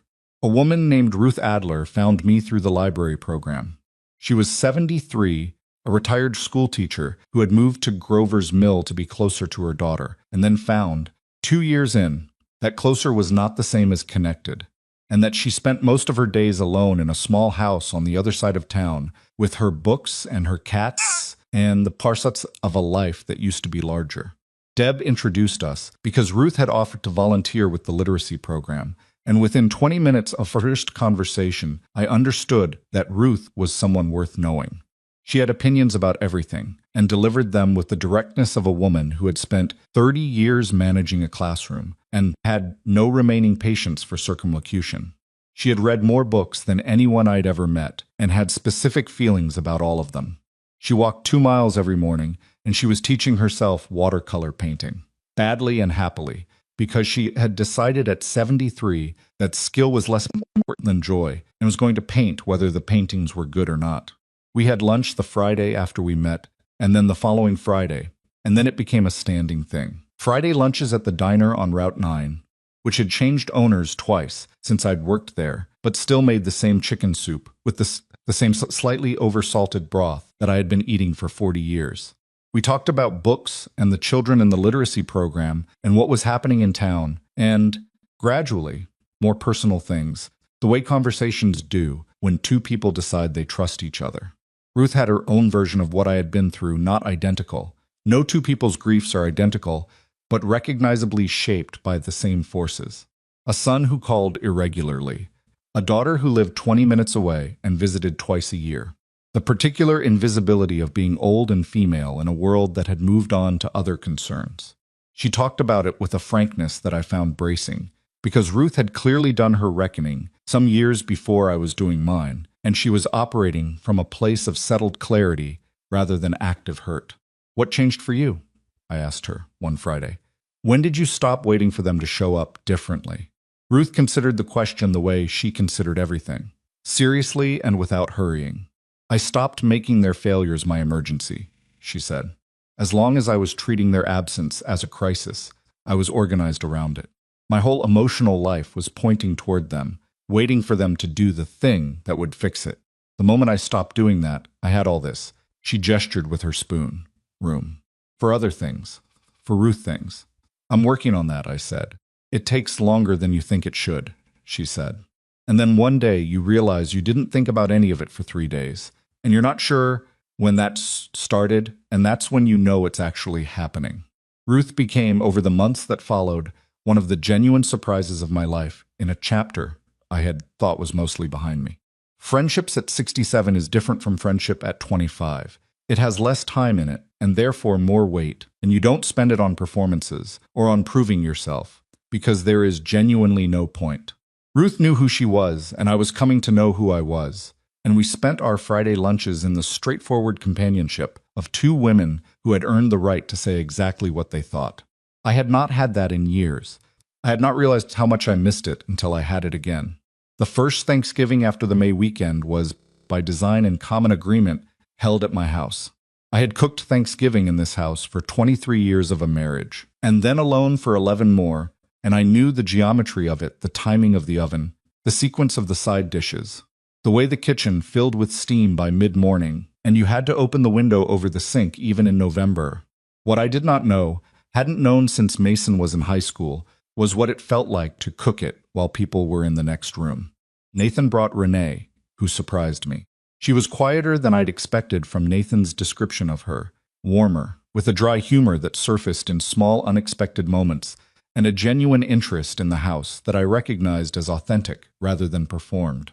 She walked through the rooms with the attention of someone who understood that a house like this held information, and when she stopped in the hallway, in front of Claire's nursing license, still framed, still hanging, "All these years," she said to me, "he talks about this house. Nathan. More than he probably knows." I did not say anything in response, but I thought about it later, the way you think about things that rearrange something slightly inside you. Claire came alone, which I had expected. She was still alone in the way that seemed chosen rather than happened, the way some people are not lonely, exactly, but self-contained in a way that had calcified over the years, and that I had stopped trying to diagnose. She arrived early, and without being asked began helping in the kitchen, and we worked side by side in the particular silence of women who know the same kitchen, reaching around each other for the same drawers and the same serving spoons, with the muscle memory of years, and it was the most comfortable I had been with Claire in a decade. Mason brought someone. That was the surprise. He sent me a text 2 weeks before Thanksgiving, saying, "I'm bringing someone, if that's okay. Her name is Joanna. She's a sound engineer and she makes her own hot sauce, and I think you'll like her." Texted back that of course it was okay, and I was glad he was coming, and I would make sure there was enough pie, and I put the phone down and felt something open in my chest that I hadn't expected. Joanna was tall and quiet and observant, and she brought 3 jars of her hot sauce and presented them with a seriousness that made me like her immediately. Because people who are serious about making things are usually serious about people too, in my experience. She helped Mason set the table without being asked, and she asked me about the garden with genuine curiosity. When Mason sat down at the piano after dinner, she sat in the chair nearest him and watched him play with an expression that told me she had been watching him play for a while, that she knew the shape of him at the piano, and that she was not tired of it. I watched all of it from Dale's chair while the November dark came down outside, and the house filled with the sounds it was built for, voices and dishes, and the piano and laughter breaking out of Nathan at something Renee said. Real laughter. Unguarded, and I thought about the May weekend and the distance between that and this. 6 months. 6 months of phone calls and Sunday visits and dirty knees in the garden and Friday lunches with Ruth and early mornings with Sandra Vance. 6 months of slow and imperfect repair. This was not a fixed thing. I want to be clear about that because I have no interest in telling you a story that ends with everything resolved and everyone healed and the wounds closed over without a trace. That is not how people work, and it is not how families work, and it was not what was happening in that living room on Thanksgiving evening. What was happening was something smaller and more durable than healing.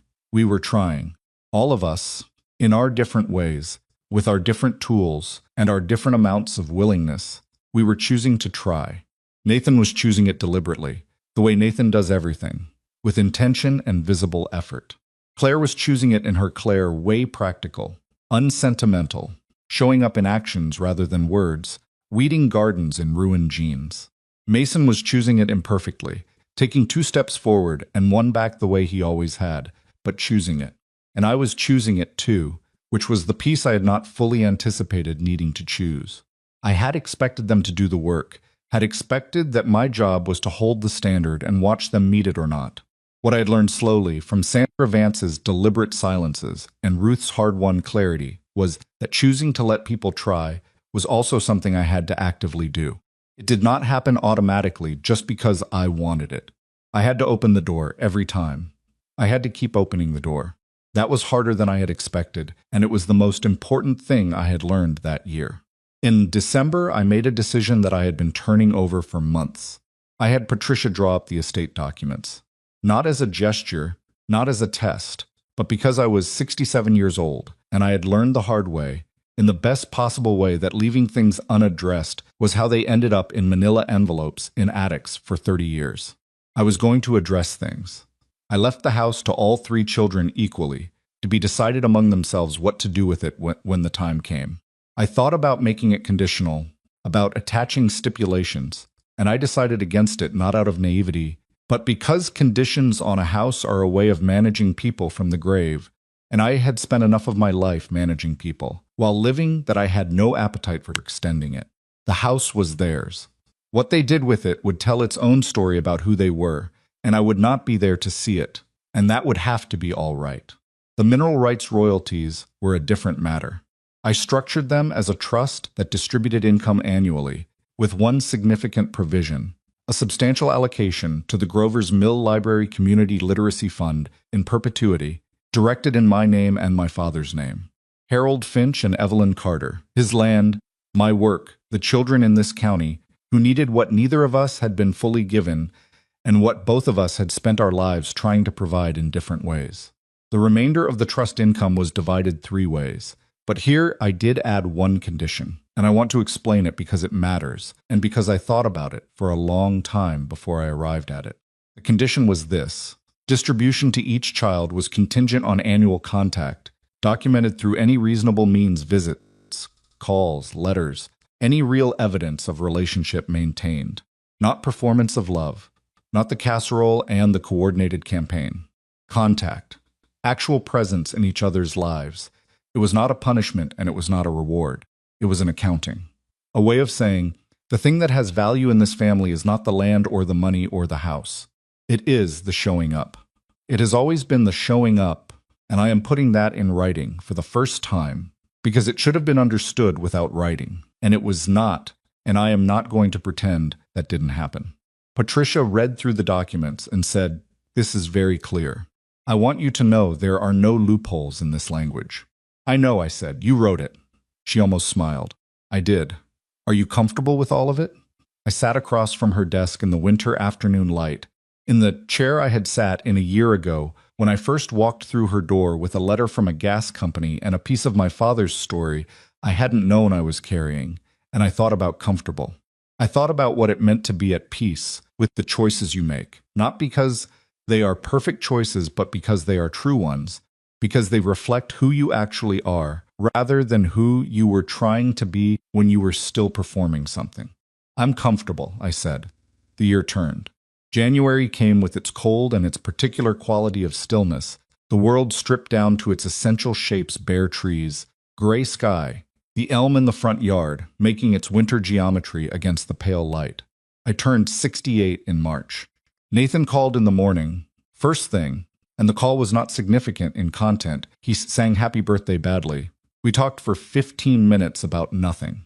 He told me Renee was pregnant, and they were not telling people yet, but he wanted to tell me, and I sat at the kitchen table with the morning light coming through the window, and I held the phone against my ear, and I thought, he called first.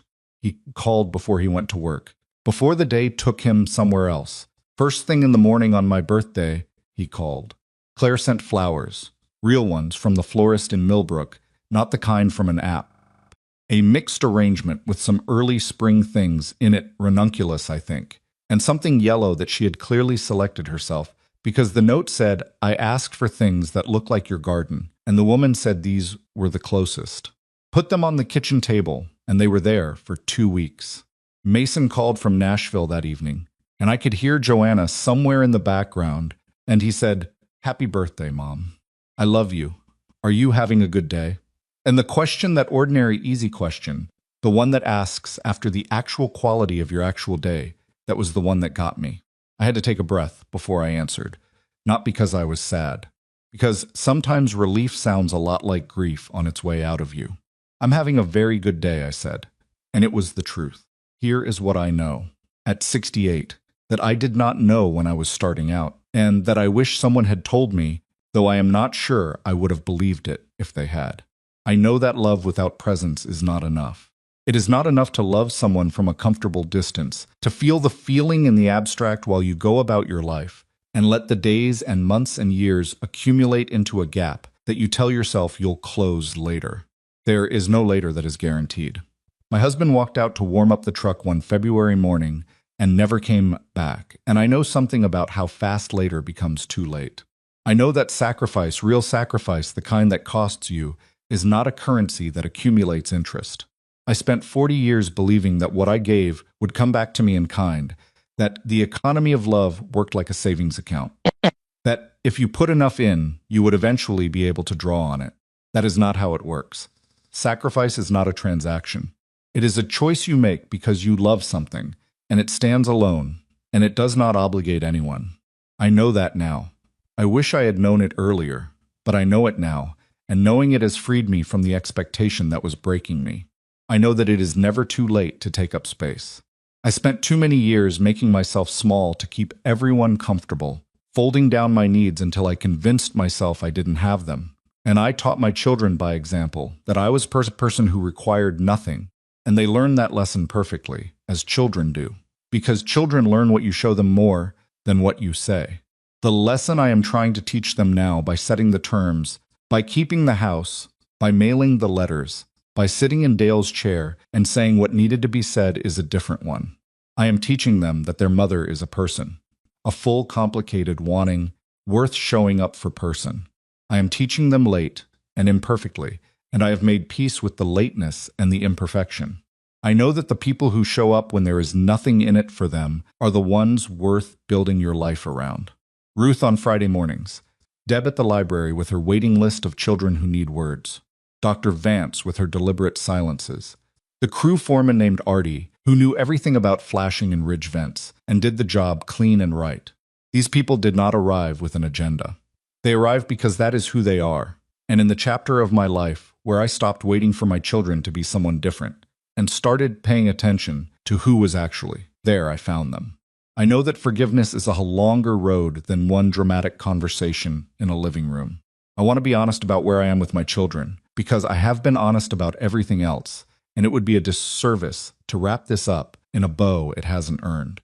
Nathan and I are building something that resembles what we should have had all along, and it is real, but it is new, and new things are fragile. Claire is trying in the only way she knows how, which is practically and a little awkwardly, and with the willingness to ruin her good genes, and I have decided that is enough to work with.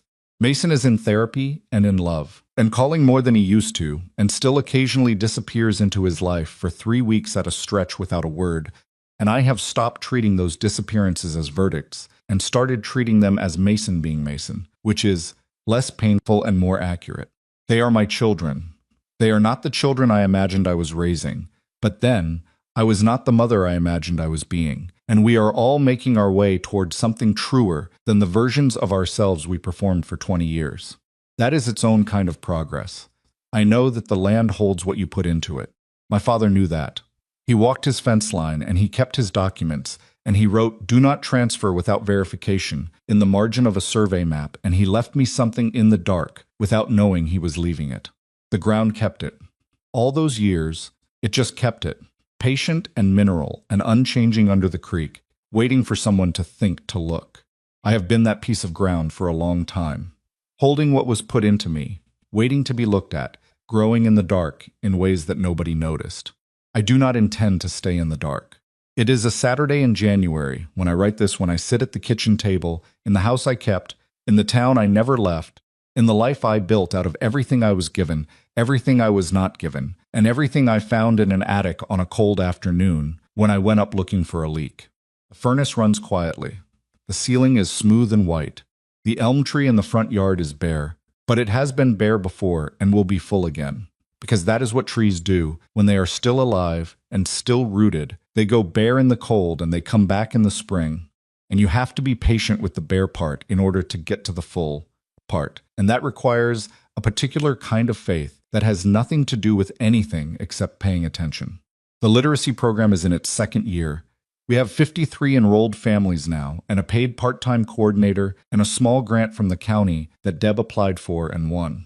There is a plaque on the wall of the children's reading room that says Harold Finch and Evelyn Carter Community Literacy Fund, and my father's name is on the wall of a library, in a town he never knew, doing work he would have recognized. And that is the closest I have come in a long time to understanding what it means to leave something behind that matters. Ruth and I have lunch every Friday, and last week she showed me a watercolor she'd done of the view from her back window, which was objectively not technically accomplished, and was beautiful anyway. And I told her so, and she said, "I know. I'm getting better at seeing what's beautiful about the bad ones." I thought about that all week. I have a granddaughter coming in August. Nathan called me to tell me, Renee beside him on the phone, both of them trying to talk at once. And I sat at this table and I cried, which I did not try to stop, because some things warrant crying, and a grandchild is one of them. I have not met Renee's people yet, but I am going to. And I have opinions about names that I am keeping to myself for now. My children are coming for Easter, all three of them, with Joanna and with Renee, and the house is going to be full in a way it has not been full in 20 years, and I have already started thinking about the menu, which is maybe the most me thing I have ever done, standing in the aftermath of the most significant year of my adult life, and thinking about whether to make the glazed carrots or the roasted ones. I'll make both. Why not? I can afford to be generous. I have been many things in this life. A daughter, a student, a wife, a widow, a diner waitress, a bookkeeper, a mother, a woman alone, a woman underestimated, a woman who found something in an attic and chose to know what it meant before she decided what to do with it. I have been afraid and stubborn and loving and stupid about my love, and slowly, finally, not stupid about it anymore. I am 68 years old, and I am standing in the light of what I have, and I am not apologizing for still being here, and I am not waiting for anyone's permission to take up space, and I am not going to wait. If you are sitting somewhere right now in a house that has gone quiet, if you are folding yourself down to fit inside someone else's idea of what you should need, if you have been telling yourself that the love you gave is going to come back around eventually, just be patient. Just wait a little longer. I want you to hear this. You do not have to wait. You can stop waiting right now, today, in this moment, and start asking yourself what you actually want the rest of this to look like. The ground kept what my father put into it for 30 years. It kept it without complaint and without being acknowledged and without anyone looking at it. And when the time came, it gave it back. You have been keeping things too. Things that are worth more than anyone has bothered to look. Stop waiting for someone to look. Go find out what you're holding. It might surprise you. It surprised me. The Easter weekend arrived with the particular quality of early spring in Ohio, bright and cold in the morning, warming by afternoon into something that almost convinced you summer was possible, then retreating by evening into a chill that reminded you where you still were. I had been cooking since Thursday, not because I had to. That's the part I want to be clear about, because for most of my adult life, I cooked out of obligation, the obligation of a woman who fed people, because that was what she did, the way the sun came up, and the bills needed paying, and the children needed feeding. Thursday morning, I stood in the kitchen at 6:30 with the early light coming sideways through the window, and I cooked because I wanted to. Because the house was about to be full, and I wanted it to smell like something when they walked in. Because I had decided sometime in the year that had just passed that wanting things was allowed. I made the rolls from scratch, my mother's recipe, handwritten on a card that had gone soft and stained at the edges from decades of handling, the ink in some places barely legible. I had not made them in probably 15 years because they were time-consuming, and there had never seemed to be enough occasion to justify the effort when it was just me. Standing at the counter Thursday morning, working the dough with my hands, I thought about why I had accepted that logic for so long, that I was not enough occasion, that the effort was only justified when there were enough people around to witness it. That is one of the quieter ways we disappear ourselves, and I only recognized it in the making of the rolls. Nathan and Renee arrived first on Saturday morning, and Renee's pregnancy was visible now, in a way that made it real in a different way than the phone call had she was there. Physically present, carrying the thing, and something about seeing it in person, rather than imagining it made my throat go tight in a way I was not prepared for. I hugged her at the door, this woman I barely knew, and she hugged me back with a warmth that told me she had been thinking about this visit too, that she was also hoping for something. And I thought, Nathan chose well, even if it took him long enough. Renee sat at the kitchen table while I worked, and she asked questions about the recipes, real questions, the kind that meant she was actually listening to the answers. She asked about my mother's rolls and how I'd learned to make them, and when I told her the story of the recipe card, how my mother had written it down for me the summer before I got married, because she said, every woman should be able to make bread. Renee took the card from my hand and held it carefully, like she understood what it was. Can I photograph this? She asked. So we can have it?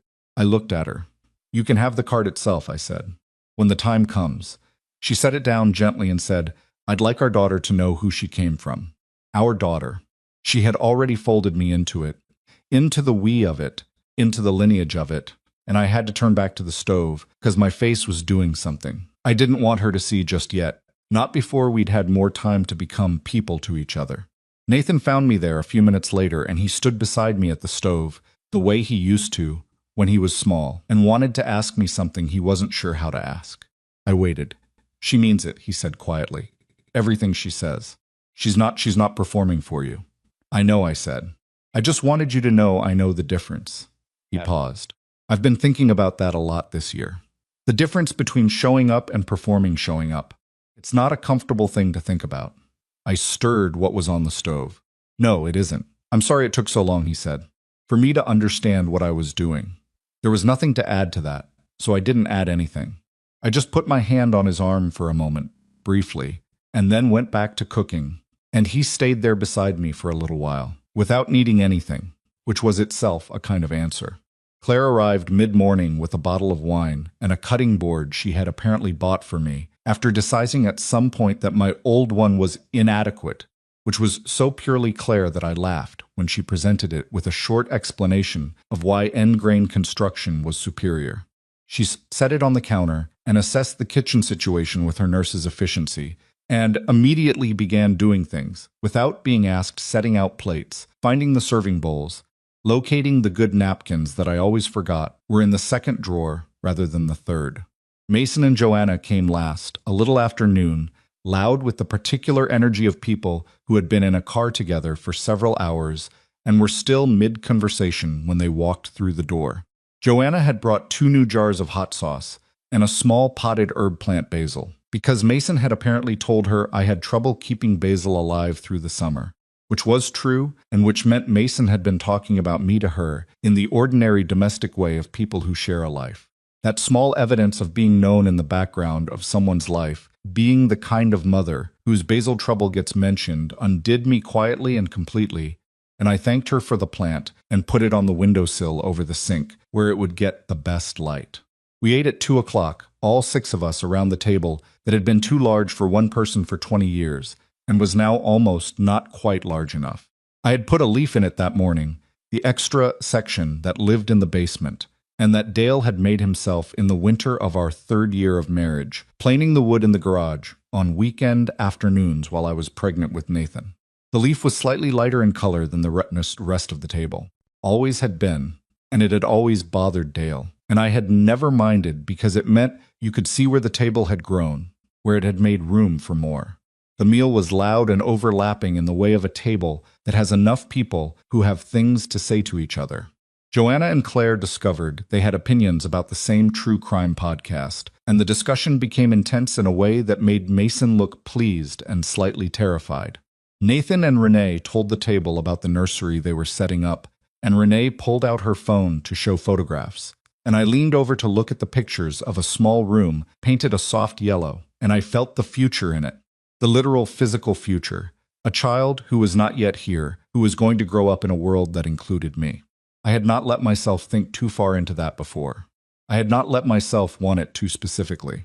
Because wanting specific things had cost me so much for so long that I had learned to keep my wanting general, diffuse, small enough to survive disappointment. But sitting at that table in the Easter afternoon light, looking at a photograph of a yellow room, I let myself want it completely. I let myself want all of it, the grandchild, the full table, the years ahead, the ordinary Tuesdays, and the holidays and the rolls made from my mother's recipe card, and the basil in the window and all of it, every bit of it, without apology and without reservation. That was the moment, I think. If I had to point to a moment where something finally finished moving inside me into its right place, it was that one leaning over a phone at a crowded table on an Easter afternoon, letting myself want the future without flinching. After dinner, the kitchen was cleaned by committee, which was chaotic and inefficient and exactly right.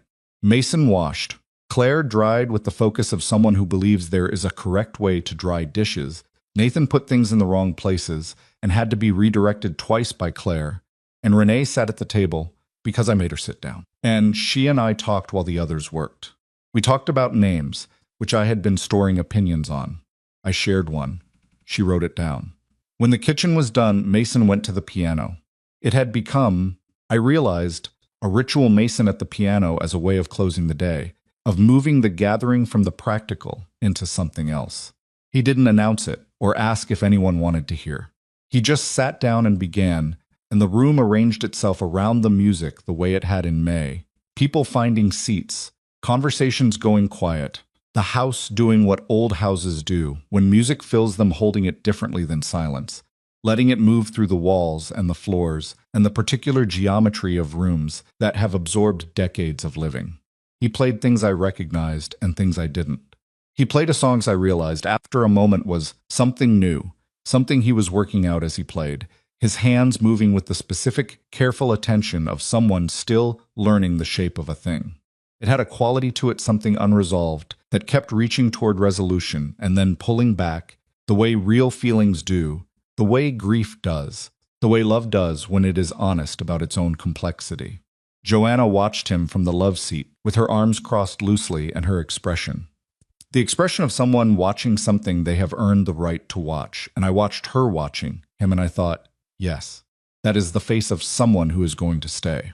Renee had fallen asleep in the armchair, which Nathan noticed and covered with the throw from the couch without waking her, with a gentleness that I stored carefully in the place where I keep the evidence that my children are, underneath everything, good. Claire sat beside me on the couch and we did not talk, just listened, her shoulder near but not quite touching mine. The two of us parallel and quiet in the lamplight, while Mason played his unfinished song. At some point, Nathan looked at me across the room and gave me a small nod, just that, just a nod, and I understood it as the shorthand it was. I see this. I know what this is. I know what it cost to get here. I nodded back. They left in the early evening, one by one, the way they'd arrived, and I stood on the porch until the last set of taillights disappeared. And then I stayed there a moment longer in the April dark, in the cold that came back with the evening, listening to the street settle into its night sounds. The house behind me was warm. The basil was on the windowsill. The extra leaf was still in the table. I thought about all the Easters that had passed in this house, the ones when the children were small, and everything was noise and chaos, and someone always cried over something, and the ham was never quite done when I thought it was. The ones after Dale died when I cooked anyway, because stopping felt like a different kind of loss. The years in between when nobody came, and I told myself it was all right, and mostly believed it, and sometimes didn't. All those years, all those iterations of this house and this table and this life, leading to this particular Saturday in April, when 6 people sat around a table with a mismatched leaf, and the rolls came out right. Nothing about it was perfect. My family is not a perfect family. We are a family that almost lost each other through negligence and fear and the ordinary human failure to pay attention to what matters, and we are a family that is, imperfectly and with effort, choosing something different. That is not a small thing. In my experience, it is in fact the only thing, not the grand gestures or the dramatic revelations, but the daily choice, repeated and renewed, to show up for each other without agenda. I am 68 years old, and I have my father's land to thank for the opportunity to say what I needed to say to the people I needed to say it to.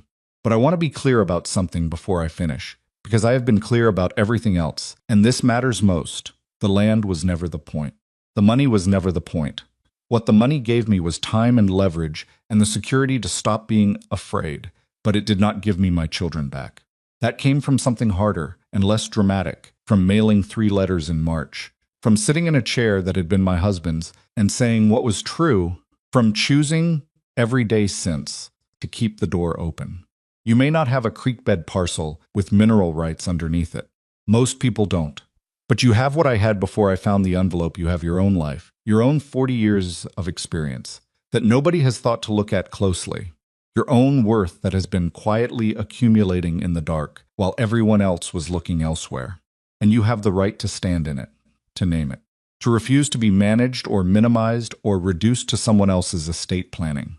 That right doesn't come from money. It doesn't come from a legal document or a signed lease agreement or a number that Patricia Odom reads you in a Millbrook office while the clock ticks on the wall.